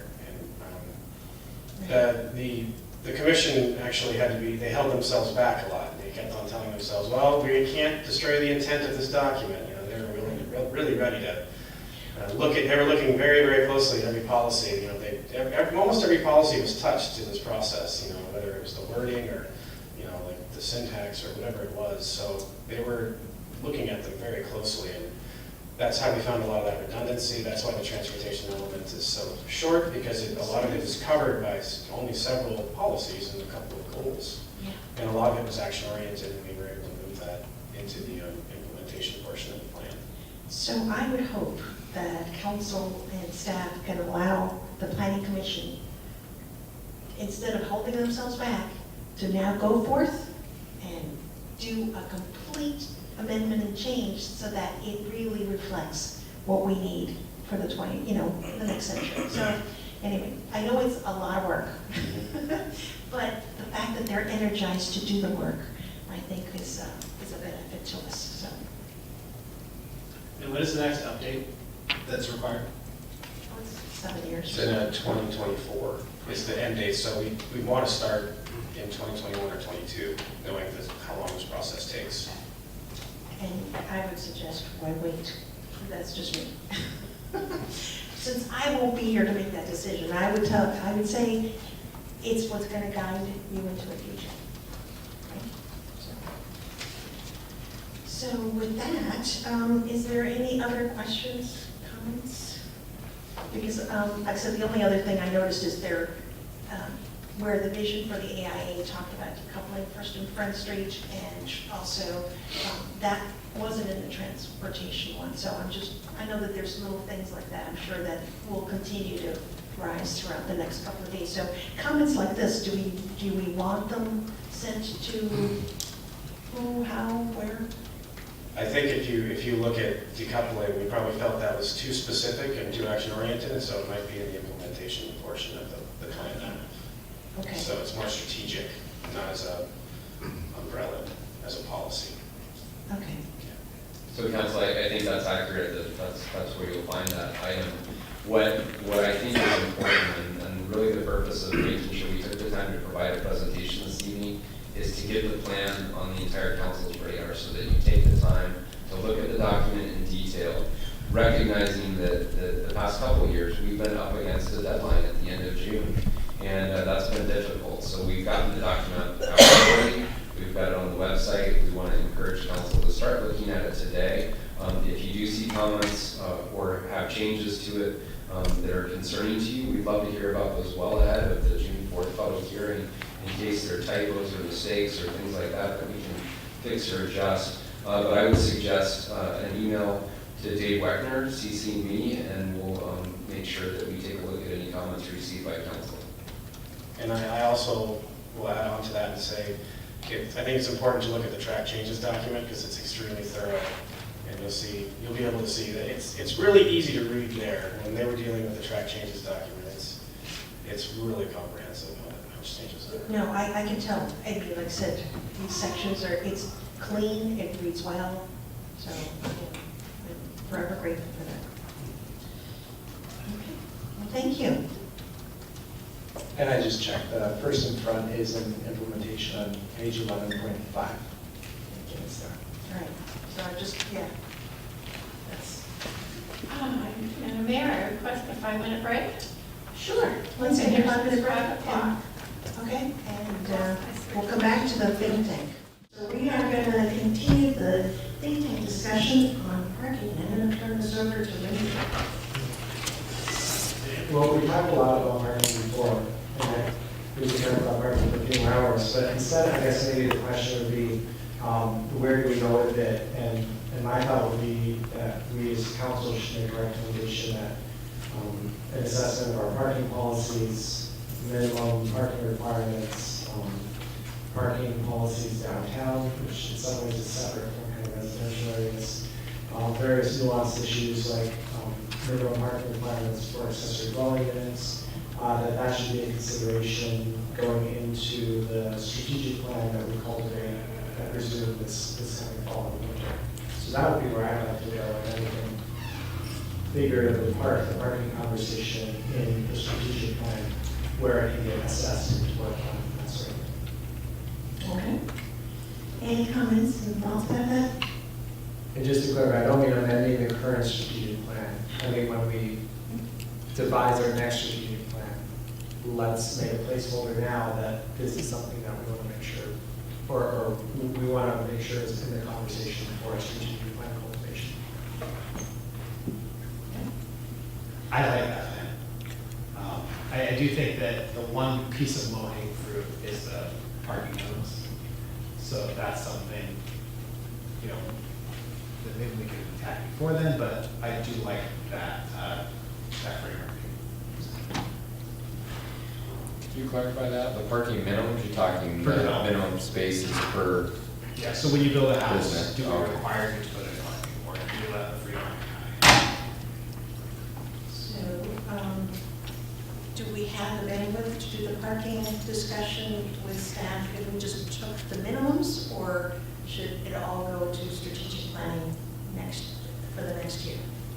So council, here's what I would recommend, and I appreciate Councilmember Schoenborn's suggestion that we incorporate in the next strategic planning cycle, because I think that's important looking at the overall parking situation. I think that's important.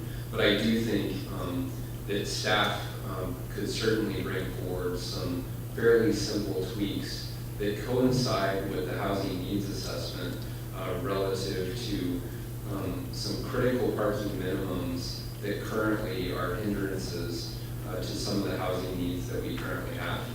And I think staff could pretty readily come up with some small tweaks to code that might make some suggested fixes there without creating a whole new major project. It's part of the implementation of the housing needs assessment.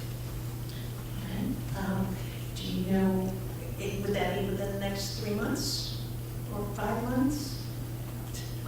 The starting point would be to have staff take a look at code and say, here are some very easy fixes that should be moved forward with at this point in time.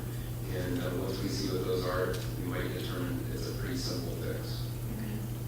So I know this is still a think tank, and we're not going to do any action, but since we're at a city council meeting, do we want to suggest to staff to look at that and to be able to get us some of those recommendations? Do we have a general consensus of that?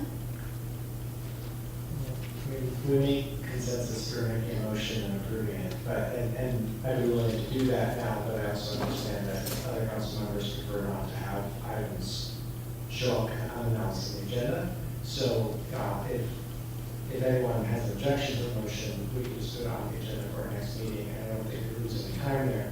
But otherwise, we certainly could make a motion, for example, to recommend staff bring forward parking improvements as time allows, and parking conversation is a topic at our next strategic planning retreat. That would be the sort of thing that but I also don't want to step on toes and don't feel like that needs to come out of this meeting. Could easily go on to the agenda for our next meeting and be, more properly noticed in the agenda. Just a question, excuse me, for clarification. We're talking about parking specifically where? I mean, are we talking about what we're asking staff to do? Excuse me, I'm sucking on the cough drop. I hate allergy season. Are we asking them to come back with some, Lindsay, help me out here. Are we asking them to come back with some recommendations specifically that we could implement like this year before we get into the strategic plan?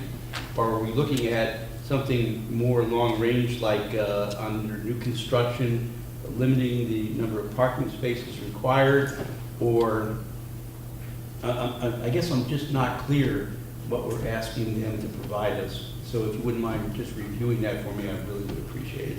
And Lindsay can answer as well, but I think we're asking kind of both. We're asking next year in our strategic planning process, let's take a holistic look at parking, especially because downtown is going to have its own parking issues. Whether that's in how we're, are we going to have paid parking, or how are we, enforcement of parking, how is that happening? And those kind of issues, that's pushing off to strategic planning to say, hey, let's take a bigger look at the big picture parking. What I was suggesting was right now we have what I think is a barrier to development by saying you must add parking off street when you develop properties, whether that's residential or commercial.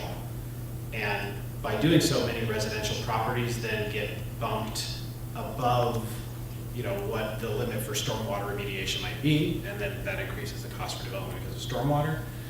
And then, a lot of times, and staff can attest to this, but just having those parking minimums in the code means that when you change uses of your property that you are already maintaining, whether that's commercial or not, often those will then trigger again, and you'll have to go through this complicated process to make sure that you're giving the parking that our code says that you need to give to your customers. So it's a barrier just for a commercial business, that if you want to change the use of a building when you're coming in, that might trigger parking minimums, or if you're developing new, that might trigger parking minimums. And so I just see it as a barrier that we're putting in the way of businesses and residential development.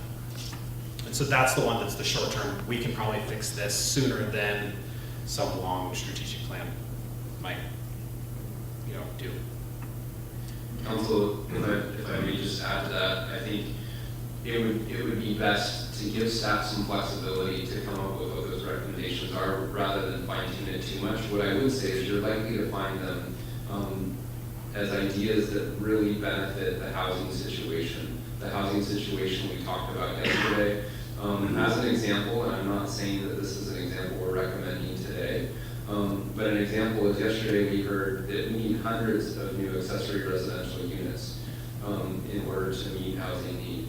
An example of current parking standard is that we require 2 parking spaces for each residential unit. We also know that for an accessory residential unit, you may not need to have 2 specific parking spaces for each accessory residential unit. You might want to have 2 for the main unit and 1 for the other unit. Just an example, I'm not saying that's where we're going to go, but that's an example of what we might come up with. As I see it, it's a fairly simple modification via ordinance, because you're talking about an exhibit within the ordinance that is an entire parking matrix, and literally it's a matter of going through and doing a couple strike-through underline approaches to it and bringing it forward to council for 2 readings. Well, that's music to my ears. I just would like to know that on the agenda is this think tank discussion, there were no topics listed. Obviously, you knew it would be parking, and Lindsay knew it would be parking, but no one else did, and we were not able to inform the public. And so I think any request of staff would be premature. It's an important topic, and if we could all be aware of it ahead of time, so if we can move it to a future agenda, so we would all be aware of what we're discussing, and because I think everyone is interested in this topic. Yeah, I think that would be great, and at that time, we could all participate, because right now, we're kind of blindsided that there are ideas and suggestions so quickly. Right, and that is my fault, because I know that when we were having the agenda discussion, you know, the think tank was there, and I was glad there, but there was a couple of fine things, so we didn't put anything down. It's like, okay, well, we're gonna have a long agenda, so let's make it short. So, no, I think we can do this. So that's the reason there's no agenda items underneath think tank. But it is a think tank, so it's kind of, Well, I mean, that's discussion. This it is. And taking so, it further. So I appreciate that. And so with that in mind, I think we can go either way to just, I think we can go either way. I know it's not listed here, and the public isn't here to listen to this, but luckily it will be recorded and they can hear it if they wanted to. Or we can wait until the next agenda and put it on there, and then let staff go. Just a kind of an observation or question, and I talked to Mike briefly about this. I was teasing Nathan today. I missed the last meeting, and it was like 70 minutes long, and there was nothing on it, and so you guys must have figured I was gone. So then today's meeting is just chock full. Is there any thought or process to moving the think tank to a, you know, in other words, have a flexible think tank in the sense that instead of having it every, second meeting of the month, just to make a story, conversation. Okay, this meeting, we've got like real light agenda. Let's do the think tank this time and move it. So all I'm asking is maybe just a little bit more flexibility in when we do it, keeping in mind the load that we are going to have to get through on the agenda, I think that would be fine. See, and I think that's a good idea, because the thought was, okay, let's put the think tank on every agenda, and then if it's a full agenda, we may not have any discussion. If it's a fairly light agenda, then we can have 3 or 4 topics. So that way, it can be flexible, that, you know. I commented that every board meeting has at the very end open discussion or additional board discussion. And it just provides us a space to say, hey, this is something that we'd like to talk about, maybe in the future, and then it's a place for us to be able to say, okay, well, let's put that on a future agenda. I think it is important for we all know, but everyone should know this is the only time that we can actually talk as an entire board or as an entire city council. So, it is important for us to have these kinds of policy discussions and be able to talk freely in that way. So, in regard to the specific thing, I totally respect not making a motion, and we could craft something better and have it be on the next meeting. I also think that, in our current strategic plan, we have do the housing needs assessment, and I believe it also is begin to adopt the actions from the housing needs assessment. And in that sense, if one of the action items out of the housing needs assessment is understanding how it needs to change the parking requirements, particularly on residences, then that's already there. And I also think that if staff identify a policy change that needs to happen, and it's a surgical tweak and it's easy to do, or if somebody just gets a fire and like it works all weekend on it because they want to, like, we should not hold anyone back. So I think it's totally within it's city manager's prerogative to put something on the agenda. It's completely within the mayor's prerogative to put something on the agenda, or a majority of us as council can put something on the agenda. But there's no reason that the strategic plan needs to limit us from doing the right thing and making the policy changes that we know we need to do. Let's not hamstring ourselves by saying we can't move forward with something when we know we need to do it. And, carpe diem. Transparency diem. I suggest we move it to the next agenda where it's equitable, fair, transparency.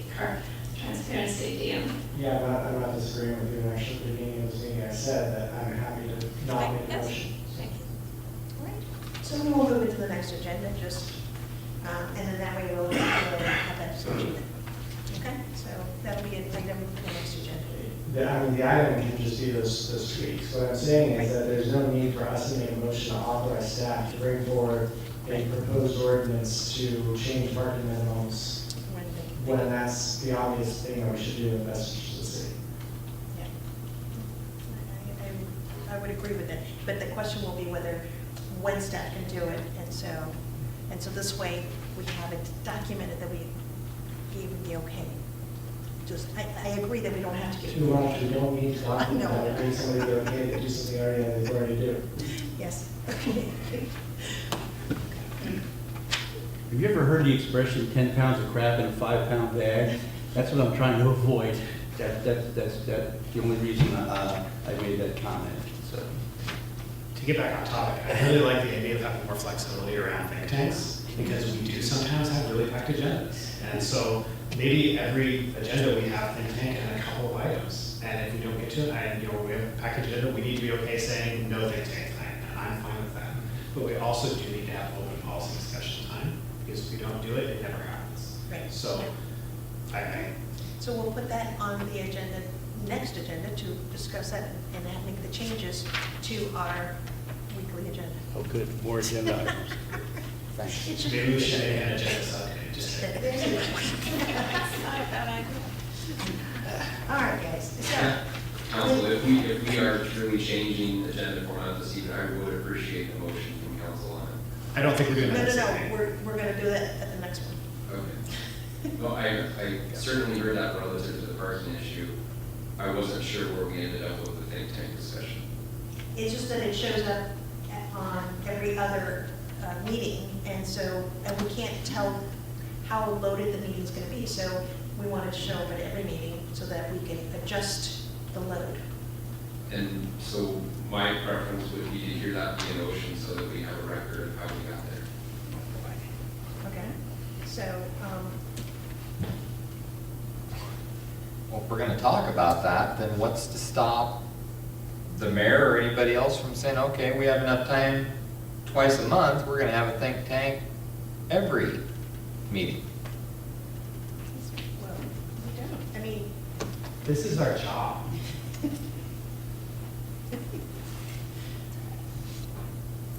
We could do it differently and say, think tank is the last item, you do it after council reports, after city manager's report, after the final public comment, although maybe not that, and then say, if think tank will only happen if we're done by, if we're done with all the other business by 8 o'clock. And then the think tank will only go for half an hour max, something like that.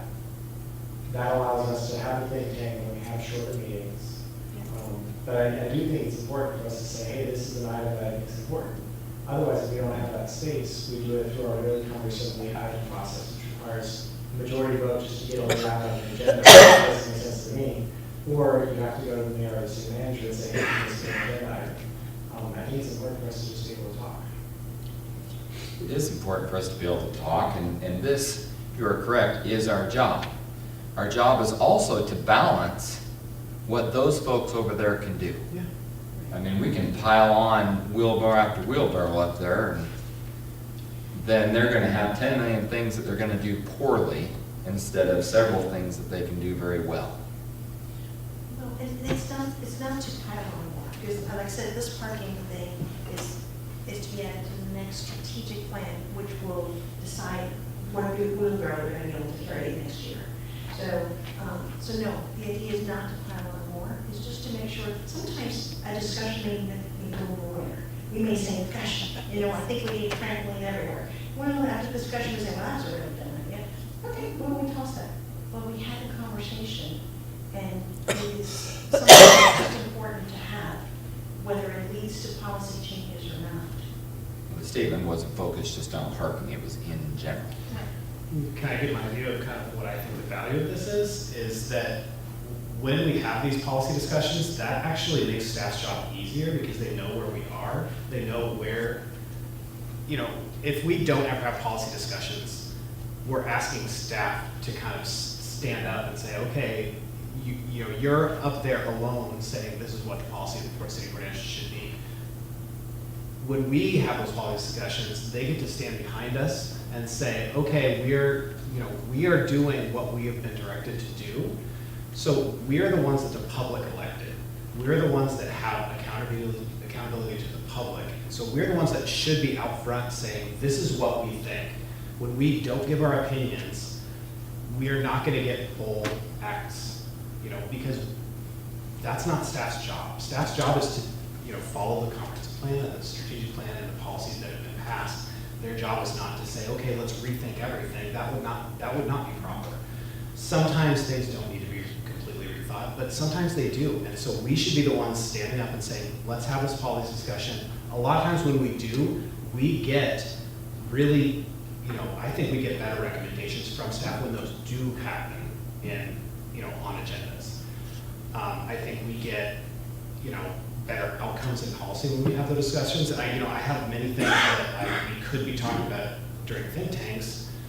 Some of them, there is somewhat of a ticking clock. You know, we have just to throw this out there, we have a parking and business improvement area. That is a tax that we charge business owners downtown. We need to have policy discussions about it because that is something that downtown business owners from time to time will have, there is contention about. If we do nothing, we have a contract with the Downtown Association to manage those funds. We need to have policy discussions around that. If we don't, contracts come up and then we're sitting there at the dais and I don't think we're gonna get good outcomes if we've done nothing. I'm thinking about this, like there are things that we can do to change how the PDIA works, to administer it differently. And I'm having conversations with people. I think we as a council need to have those conversations. That is one example where contracts come up and then are we just gonna have that, you know, even with parking minimums, if we had a discussion about parking minimums, the PBIA is one reason that there's a geographic area where those don't really apply because we have public parking lots. The Waterfront Center was able to not waste a whole bunch of geographic space on a parking lot because they can be part of the PBIA. So all of these conversations interlink. If we're gonna have a discussion about parking without discussing how the PBIA functions, and we haven't really had a policy discussion about PBIA in years, it hasn't been changed in years, you can go back and look. We could talk about the geographic area, we could talk about how we assess it, we could talk about business owners versus property owners. There's a lot there. If we don't have those policy discussions, when those do come up on our agenda, we're gonna be ill-prepared and we're not gonna get good outcomes. I'm sorry I brought this up. Yes. No, it's a good thought. I generally agree. I will also add that I'm not at the planning desk hearing what's working and what's not working when people are trying to do economic development in the city. And when staff come across things that have changed, or when staff bring their expertise to the field, you know, I want our policy to be informed of that. So that's another factor as well. I mean, I think, you know, this is the legislative branch of the government, city staff are the executive branch of the government, and at the same time, I think just like with the state, you know, state agencies are authorized by state statute to bring forward policy recommendations when they see a problem. And that's recommended and encouraged. So same thing here. I mean, there's folks up there thinking about things that we're not thinking about yet. I mean, Shailesh brought up, you know, electric car charging times, and that's something that, you know, isn't on my radar. I'm not sure if it's anyone else's radar, but it's something that we should be thinking about policy for, because that's, you know, kind of the future direction of the electricity system. So, I mean, I really encourage the professional skills of staff to inform our policy making, and at the same time be respectful of who is the policy making body. All right, Council, so how do we move forward? Do we need to add this to a future agenda to have the discussion, or since we've just had the discussion, do we want to just say we will add the think tank to every meeting and know that we can put it at the end, and if it's a heavy agenda, we won't discuss it? I mean, I generally agree with Sherry that if something's not listed on our agenda, we shouldn't act. So I don't think we should act. So in the future, if we have think tanks on the agenda, they should have items listed, if we expect Right. outcomes. Right, no problem with that, yes. I would not like to see it listed on every meeting because we have a tendency then to address it. My thought is when you and Nathan are putting the agenda together, you know how much load we have and how much load we don't have. I trust your judgment there to say, okay, we don't have a big load tonight, a think tank could go here, and put it on there, and put whatever topics you want to put on there. But let's not put it on every meeting because then it becomes an agenda item which we have to address. Again, as I said, I certainly respect your ability and Nathan's ability to put together a workable agenda, and if you see that the agenda is going to be overloaded, and we do have those times where we've got just a lot of, for whatever reason, then be flexible enough to say, okay, we're not going to have a meaningful think tank tonight, so let's move that, and the next meeting may be the 70-minute type of thing, and I certainly respect your ability to, and Nathan's ability to make those kind of judgment decisions that, you know in advance because you put the meeting together, whether it's going to be a loaded meeting or not. And again, I respect your decision on whether a think tank that night is appropriate or not. But I would strongly recommend against putting that item on every meeting. That's a minefield that I think we should avoid. So I understand that, and I know that sometimes with agendas, they change very quickly. You may think you got a loaded agenda, and then two things cancel, and all of a sudden, so, but right now, the flexibility, I think, did we have an agreement that it was only going to happen on the second meeting of the month, or, I can't remember what the agreement was, or is it just once a month, and then we'll just pick the best time? Yeah, I believe we previously discussed that we would have the second meeting of each month. I'd have to look back as to whether that was an official council motion or not. To me, it's important moving forward that when we make those types of decisions, it is a motion, because we've had far too many occurrences where a council member will come back, ask the question, how did this happen? And if the motion isn't on the record, we can't answer that question. So that's why I'm insisting on the motion. If that's all. No, and so we'll put it on next week's agenda to have the flexibility to move think tank depending on the agenda, because that's something that staff's going to need. So, okay, so we will move that way with the agenda first. So that finishes the think tank discussion. And with that, we're going to go to light operations building design, contract and purchase. Good evening, Madam Mayor and members of council. Tonight, before going to the memo, I'd like to provide some background of how we got here. This begins in April 21st, 1987, where the property on 240 West Front Street, which was the light operations City Light building, was declared surplus for higher and better use that was more complementary to the downtown corridor. And it was also anticipated that traditional use of downtown would expand. And again, this was what was mentioned that it was in 1987.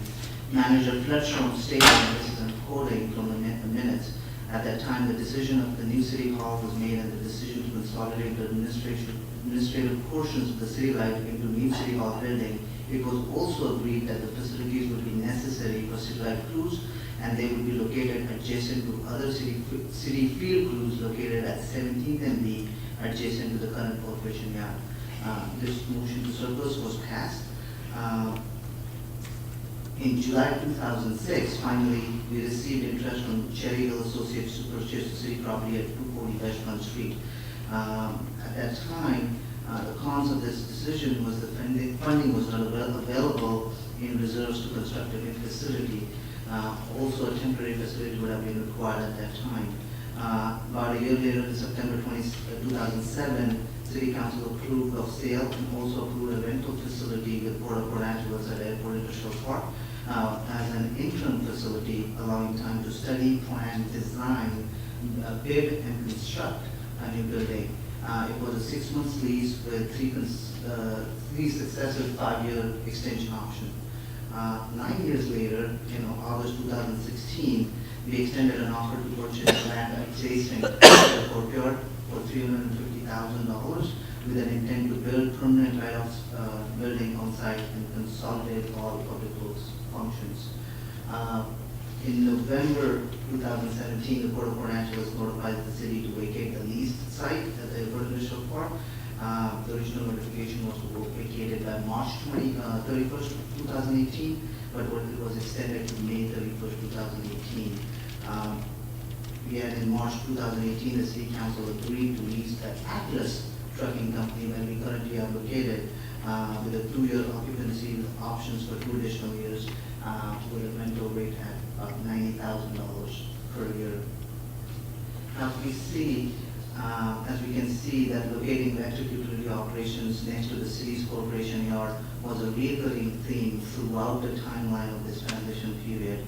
And because of that, as we moved in this Atlas Trucking facility, we made no operational changes or upgrades to that facility except the ones that were required to meet the occupancy requirements, egress, exits, self-closing hinges, etc. were added. Tonight we have a memo in front of you to authorize the city manager to award a professional services agreement for the design of flight operations building. We sought RFQs in July 2017, received 11 qualified design firms, and most of them had demonstrated previous projects which were similar in size and scope, so they had similar experiences with similar projects. Staff negotiated with the most qualified firm, but we were not able to reach consensus with the cost. We moved on to the second most qualified firm, which was Crow Engineering, which resulted in cost estimate of design facility in tune of $384,190. The memo also states a rough order of magnitude cost, but this cost of construction is for information purposes only, and the numbers are extremely preliminary in nature, but we thought that we would bring as much information as we have at this time so that we have a rough order of magnitude of what we are looking at. In closing, I'd like to put forward some points to consider. Although we are extremely grateful that we found Atlas Trucking in such a short time when we were pushed out of our existing facility for good reasons, extremely good reasons. The current facility does not allow us to achieve the operational efficiency that we can achieve, and this is due to most error of our staff. It is inadequate in space. Some examples of working space is cramped, and this is with 5 full-time employees being weighted right now. Those positions are vacant and we are cramped.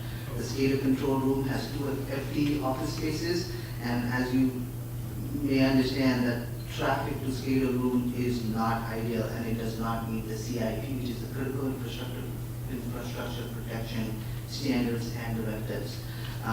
The inventory currently is distributed in 4 different locations and cannot be consolidated, even though the Atlas Trucking property is big, 5 acres. There is a conditional use permit from Department of Ecology that is currently in effect that does not allow us to store absolutely anything outside, including opening the hood of our cars. Other points to consider would be building equity in our own infrastructure versus paying rent, which will escalate in future.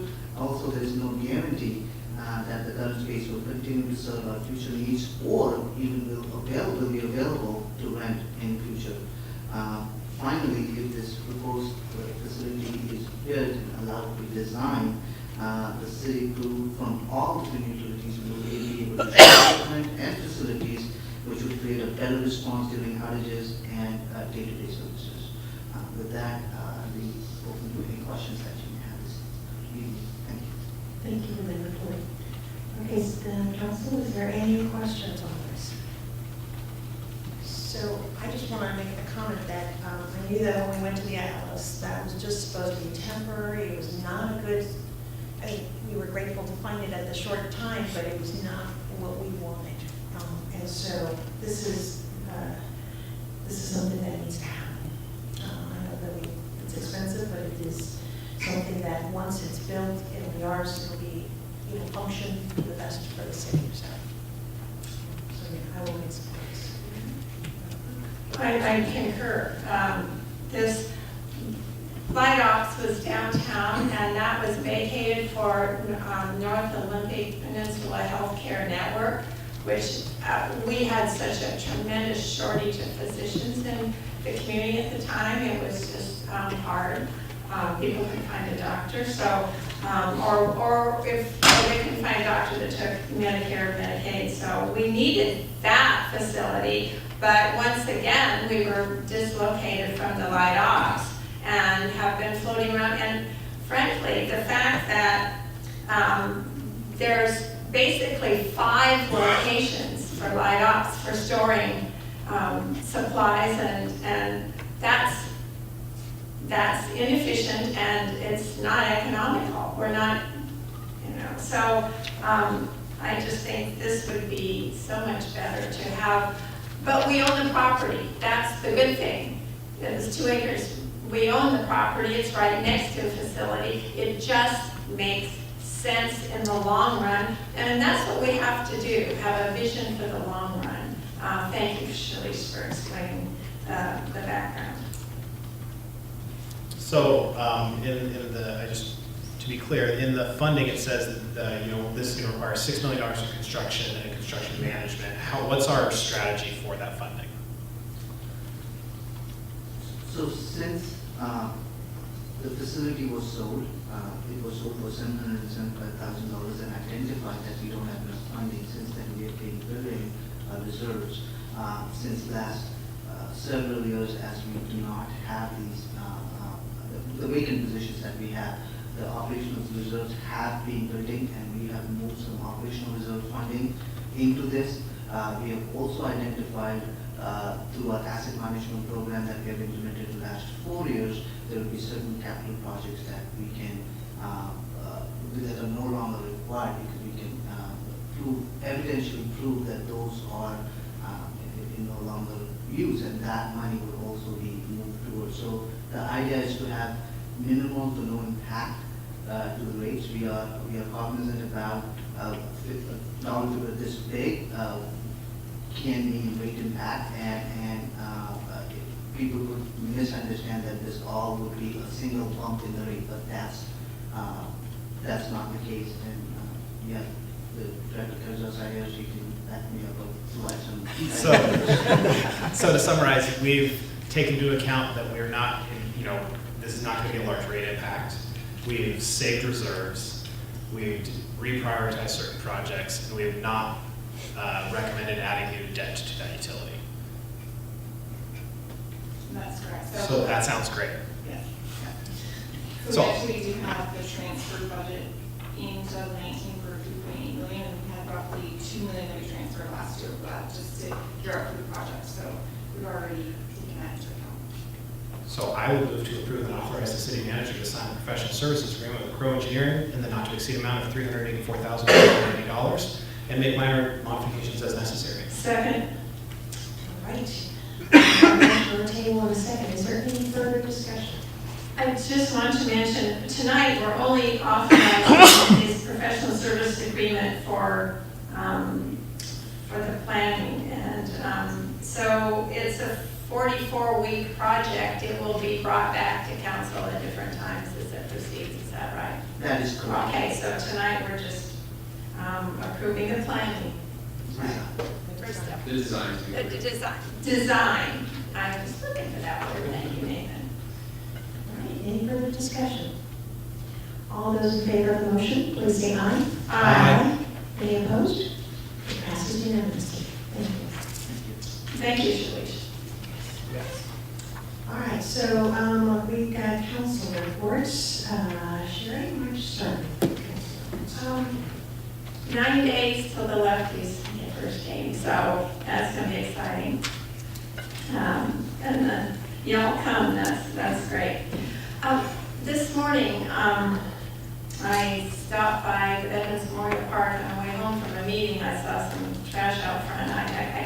trash bags in my trunk. And I was walking around the bell, there was someone sleeping there, and so I didn't disturb him, but under the bell, the space under the bell is being used for an ashtray. It's just terrible. And I have rubber gloves, so when I pick up garbages. And then I mentioned a few weeks ago when I was there, someone had actually carved a slice in the wooden framing under the bell, and it deliberately packed trash in it. Well, that has been cleaned out, but it's a large area. So on the other side, of that same side, but just directly 3 feet down, they've carved another slice out of that wooden foundation. And there's other carvings along there, just terrible, just absolutely destroying it deliberately. And it's just alarming. There was used food, used clothing, just trash that I picked up today.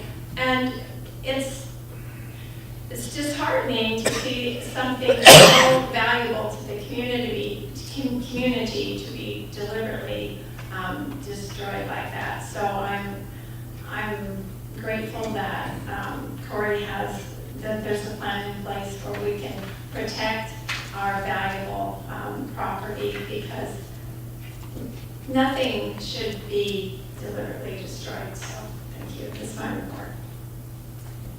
The pool is moving along. Anybody noticed the Horizon building is gone? Well, not gone, it's just in a different spot. It's gone? And there is a video of it. And then also the pool's getting ready to shut down. So everybody knows that. I believe the doggy swim is Saturday. Swim is the 24th, right?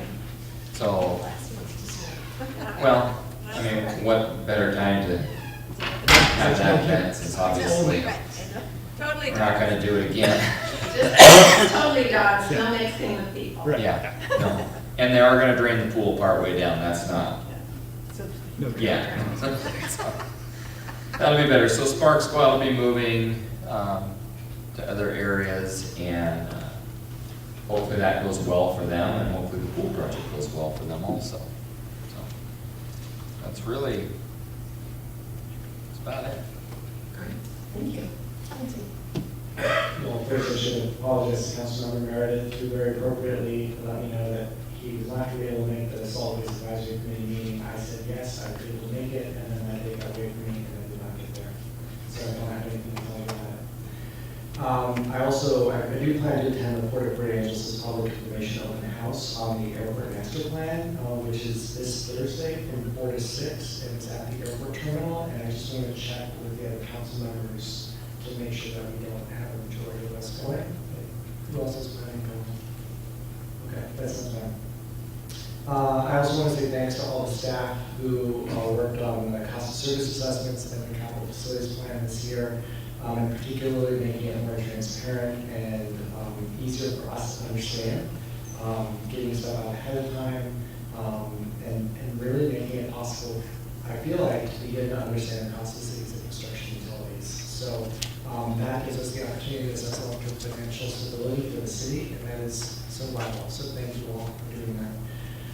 Talking about long-term sustainability, yesterday the Department of Ecology expanded the drought emergency declaration that it had started for a few counties in north central Washington, and now that drought emergency declaration includes the entire Olympic Peninsula, and that is due to worsened poor water supply conditions around the state and warmer and drier water predictions through the summer. So they're predicting based on kind of weather forecasts. So the Department of Ecology announcement stated, and I'll just read directly from it so I don't get it wrong, that the precipitation has been remarkably below normal in parts of western Washington. The total February through April precipitation averaged over the western Olympic Peninsula ranked as the third driest on record since 1895, with about a 13.5 inch deficit. The weather outlook predicts warmer, drier conditions for spring and early summer. We expect this will create additional snowmelt and further reduce available water supplies later in summer when it is needed most. Department of Ecology does have some emergency funds for various irrigation districts and that sort of thing. I'm glad that we, as a city, are looking at groundwater wells and feasibility of that for the future, because this is a long-term trend. Let's see,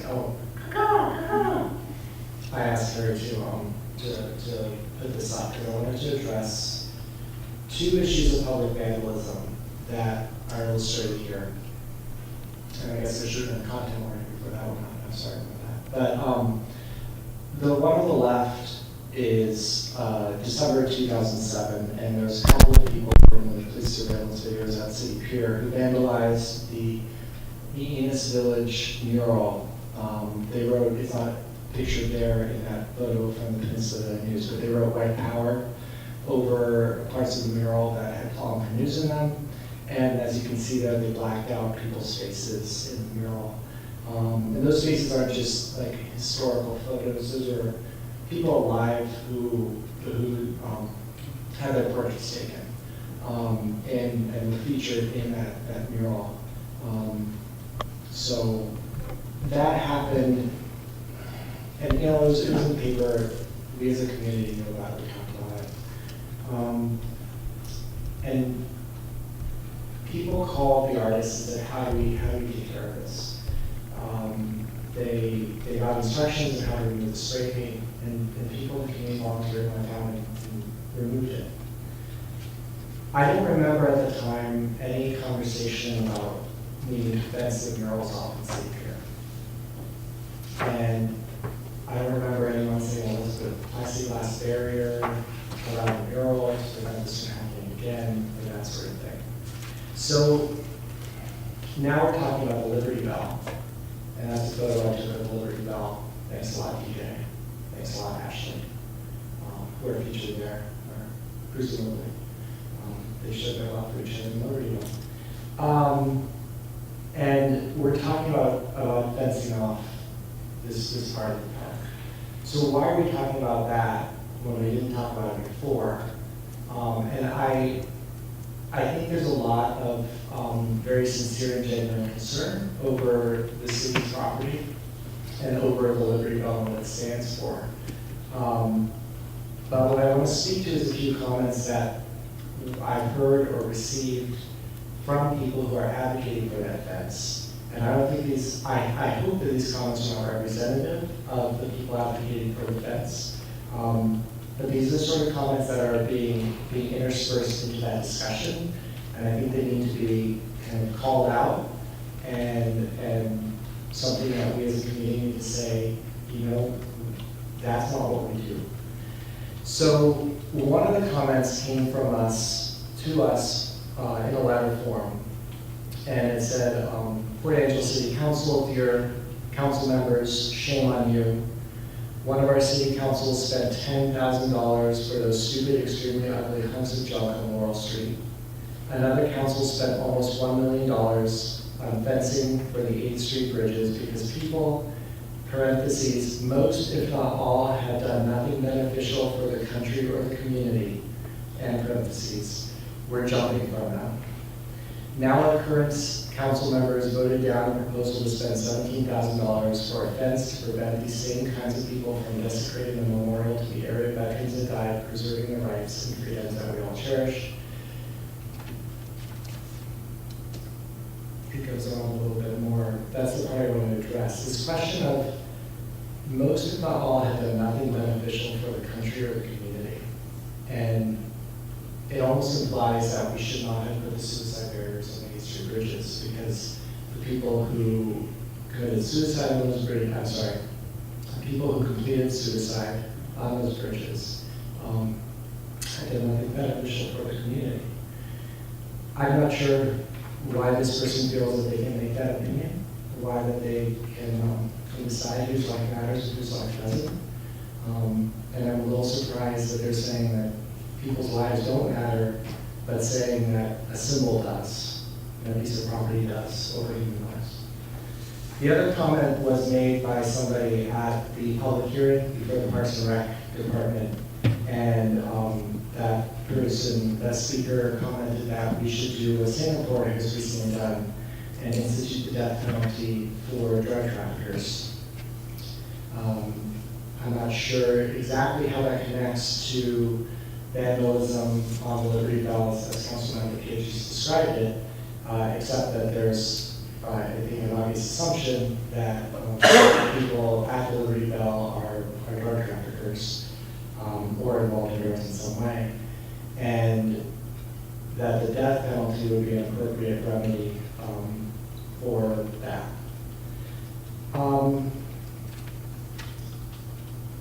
Those are ideas that, again, I just want to emphasize. I hope that those are not held by everyone who's advocating events, and I hope that people who are advocating for the events call the other people in that effort out and say, you know what, that's not what we stand for.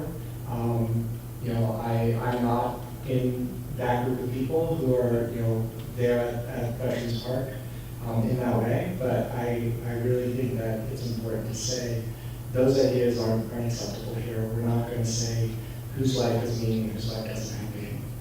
And I think it's important especially to do that when we're talking about the Liberty Bell. So this is from the National Park Service website.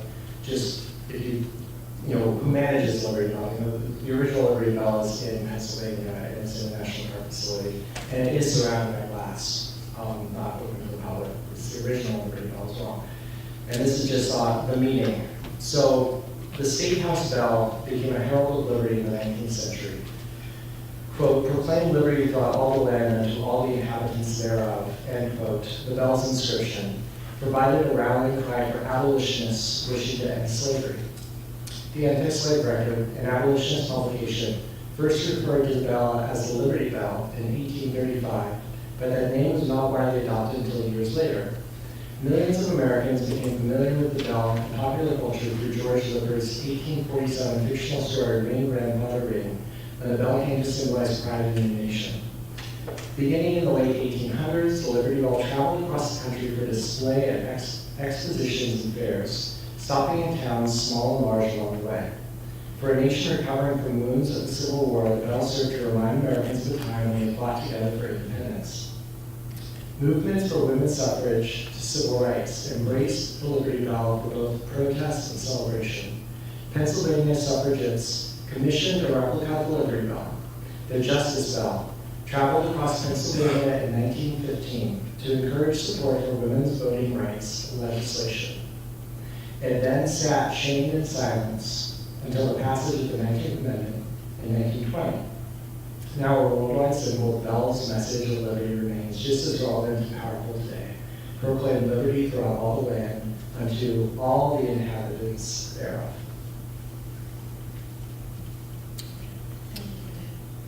Okay, so I attended a Port Angeles Downtown Association board meeting. I attended a chamber board meeting. Over this last period, the chamber had a joint meeting that people might have noticed was reported on the Peninsula Daily News, a joint meeting with the Swim Chamber of Commerce. So they're working on doing that hopefully once or twice a year and having good relationships throughout the county. I also attended a Port Angeles School District board meeting, and that's something I like to do from time to time, is they're going to be starting to make some really important decisions for our community. I really encourage everybody to try to attend board meetings for the school district.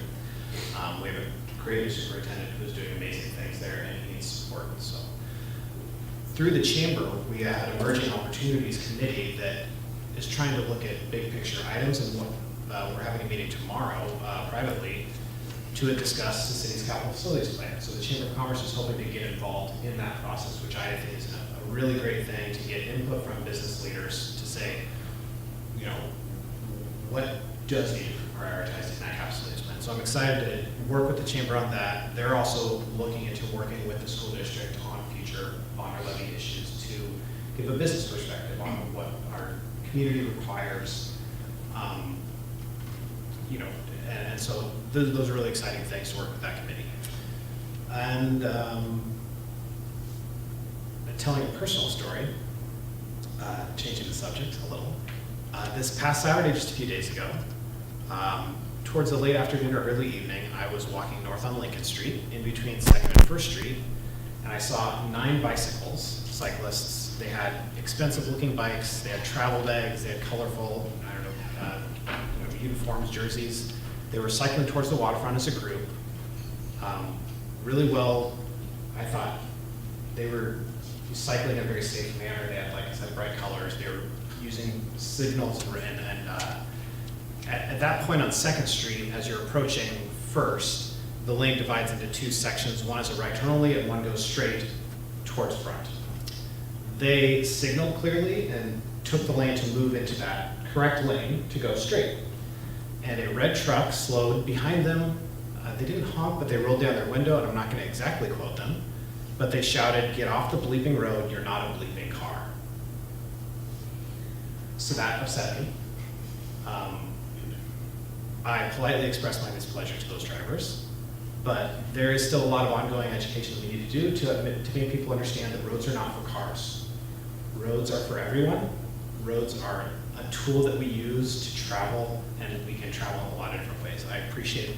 We as a city have been really putting our money where our mouth is and using innovative road design to show people that roads are for everyone, but we still have a lot of education to do. The thing that struck me most was these are probably people that are spending a lot of time and money in our community. And one of our community members, twice yelled the F word at them. So that was very disappointing. And in that vein, I was going to point out an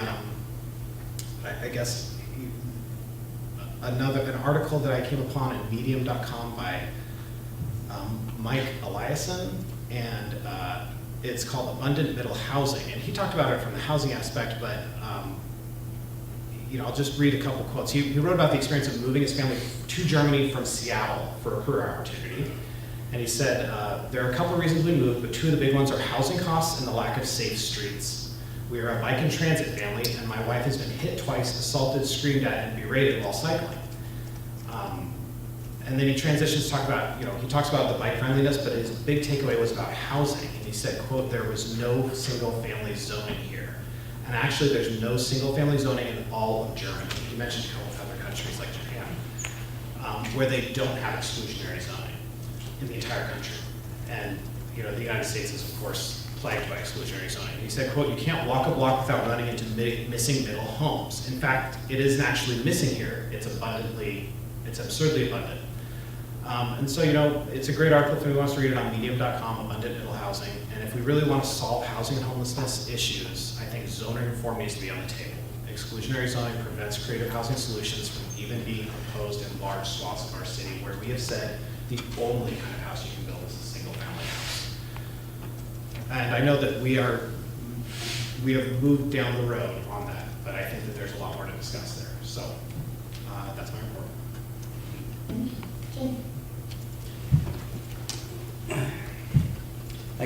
I'm sorry, but I have to say this. Since I've been away, it appears to me that we still don't know the difference between council reports and council lectures. And so I have a couple of meetings that I attended, but in deference of time, I'm just going to pass. So I wanted to report on the RTPO. So I attended the RTPO meeting, and at that point they said that there was 19 consolidated grants that were set forth by the RTPO, and that all 19 were funded this year. So we didn't have one there, but I guess it's an urgent pleading to get our RTPO project out there. And I know nothing comes out until the summer of 2020 when we can do it again, because it's a 2-year cycle, but I thought that was really wonderful. They also had some unexpended funds, and so that's another reason why we need to get a project out there, just in case when there's extra funds, it can come to us. So the other thing is I attended the Esprit Gala for the first time. It was really wonderful, and I am so proud of this community for being so accepting of diversity. It was a great time. The folks there had a wonderful time. They all left with a really good sense of how wonderful Port Angeles has treated Esprit. And so I was really grateful to hear how wonderful they felt they were treated, how welcoming we are as a community. They just mentioned that over and over, and so So the first annual pickleball tournament is hoping to be an annual event. Everybody kept saying they had a great time and want to see more of that because it was a community esprit combination. There's great pictures in the paper. Yes. So that was, like I said, they're hoping for that to be an annual event. I also went to the opening of the dental clinic. So that is now opened and it's great. There's 8 or 7 chairs out there. So hopefully everybody will be able to have free dental care that can't afford it. So that's, so it's whatever sliding scale and however much you can pay, they look at income, and so everybody should be able to get dental care. I also attended the ORCA forum that happened. We had 4 people from the governor's task force on the ORCA, and the room was fairly packed. I think it was probably close to 60 people that attended that, and we were grateful to receive funding from the lodging tax from the county to bring these people in, and there was people that came from outside Port Angeles to come see us, and outside the county. So I thought that was a total success. It was really interesting to hear the science behind all the issues with the orcas and the policies that support them. And then I guess just for the audience, we had a joint meeting with the council and the county commissioners yesterday. And so that went really well. And that is my report. So. I just need to make my word, I apologize. I reviewed the council's procedure after our discussion about what the purpose of council reports are, and there's nothing limiting the scope of our council reports. So in regard to not having a time to make your council report, Councilmember Moran, I don't think that comment is appropriate. Thank you. Thank you. So, off to information. Nathan. Madam Mayor and Council, tonight I just want to illustrate that we're very appreciative of all those council candidates who have stepped up and are willing to ultimately serve the city of Port Angeles. I wanted to share with council that we'll be reaching out to each of those candidates, ensuring that they receive communications with council materials, updates on council meetings that are up and coming so that they can attend and get them all the most pertinent information that will help them be good candidates up for city council. In addition to that, I want to remind council that next Tuesday night on May 28th from 5 p.m. to 7 p.m. we will have a council work session. Again, this is the new work session on the capital facilities plan discussion, which gives council an additional opportunity to really focus on that capital facilities plan. I also want to mention that tomorrow here in council chambers at 1 p.m. We're going to be viewing a webinar by municipal research group on affordable housing and homelessness. And so we'll be showing that at 1 p.m. in this room. It is not an official council meeting as we don't have a quorum of council planning to attend, but I did want to make everyone aware of that. In your packet, you do have a couple of good updates. I'll highlight a good one on Generation 2 Dream Playground, which is an exciting opportunity for the community. And that concludes my report. Thank you. Thank you. All right, so it is now time for the second public comment period. So anybody in the audience who would like to speak to council, feel free to come to the mic, state your name, and whether you live in the city or not. Hi, I'm Charlie McCon, I live in the city, and I just want to thank you so much for the building design coming up for the light ops. I know those guys have gone through a lot the last 10 years, and thank you very much. That's it. Thank you. All right. Anybody else out there who would like to say anything to council? All right, seeing no one, we are adjourned.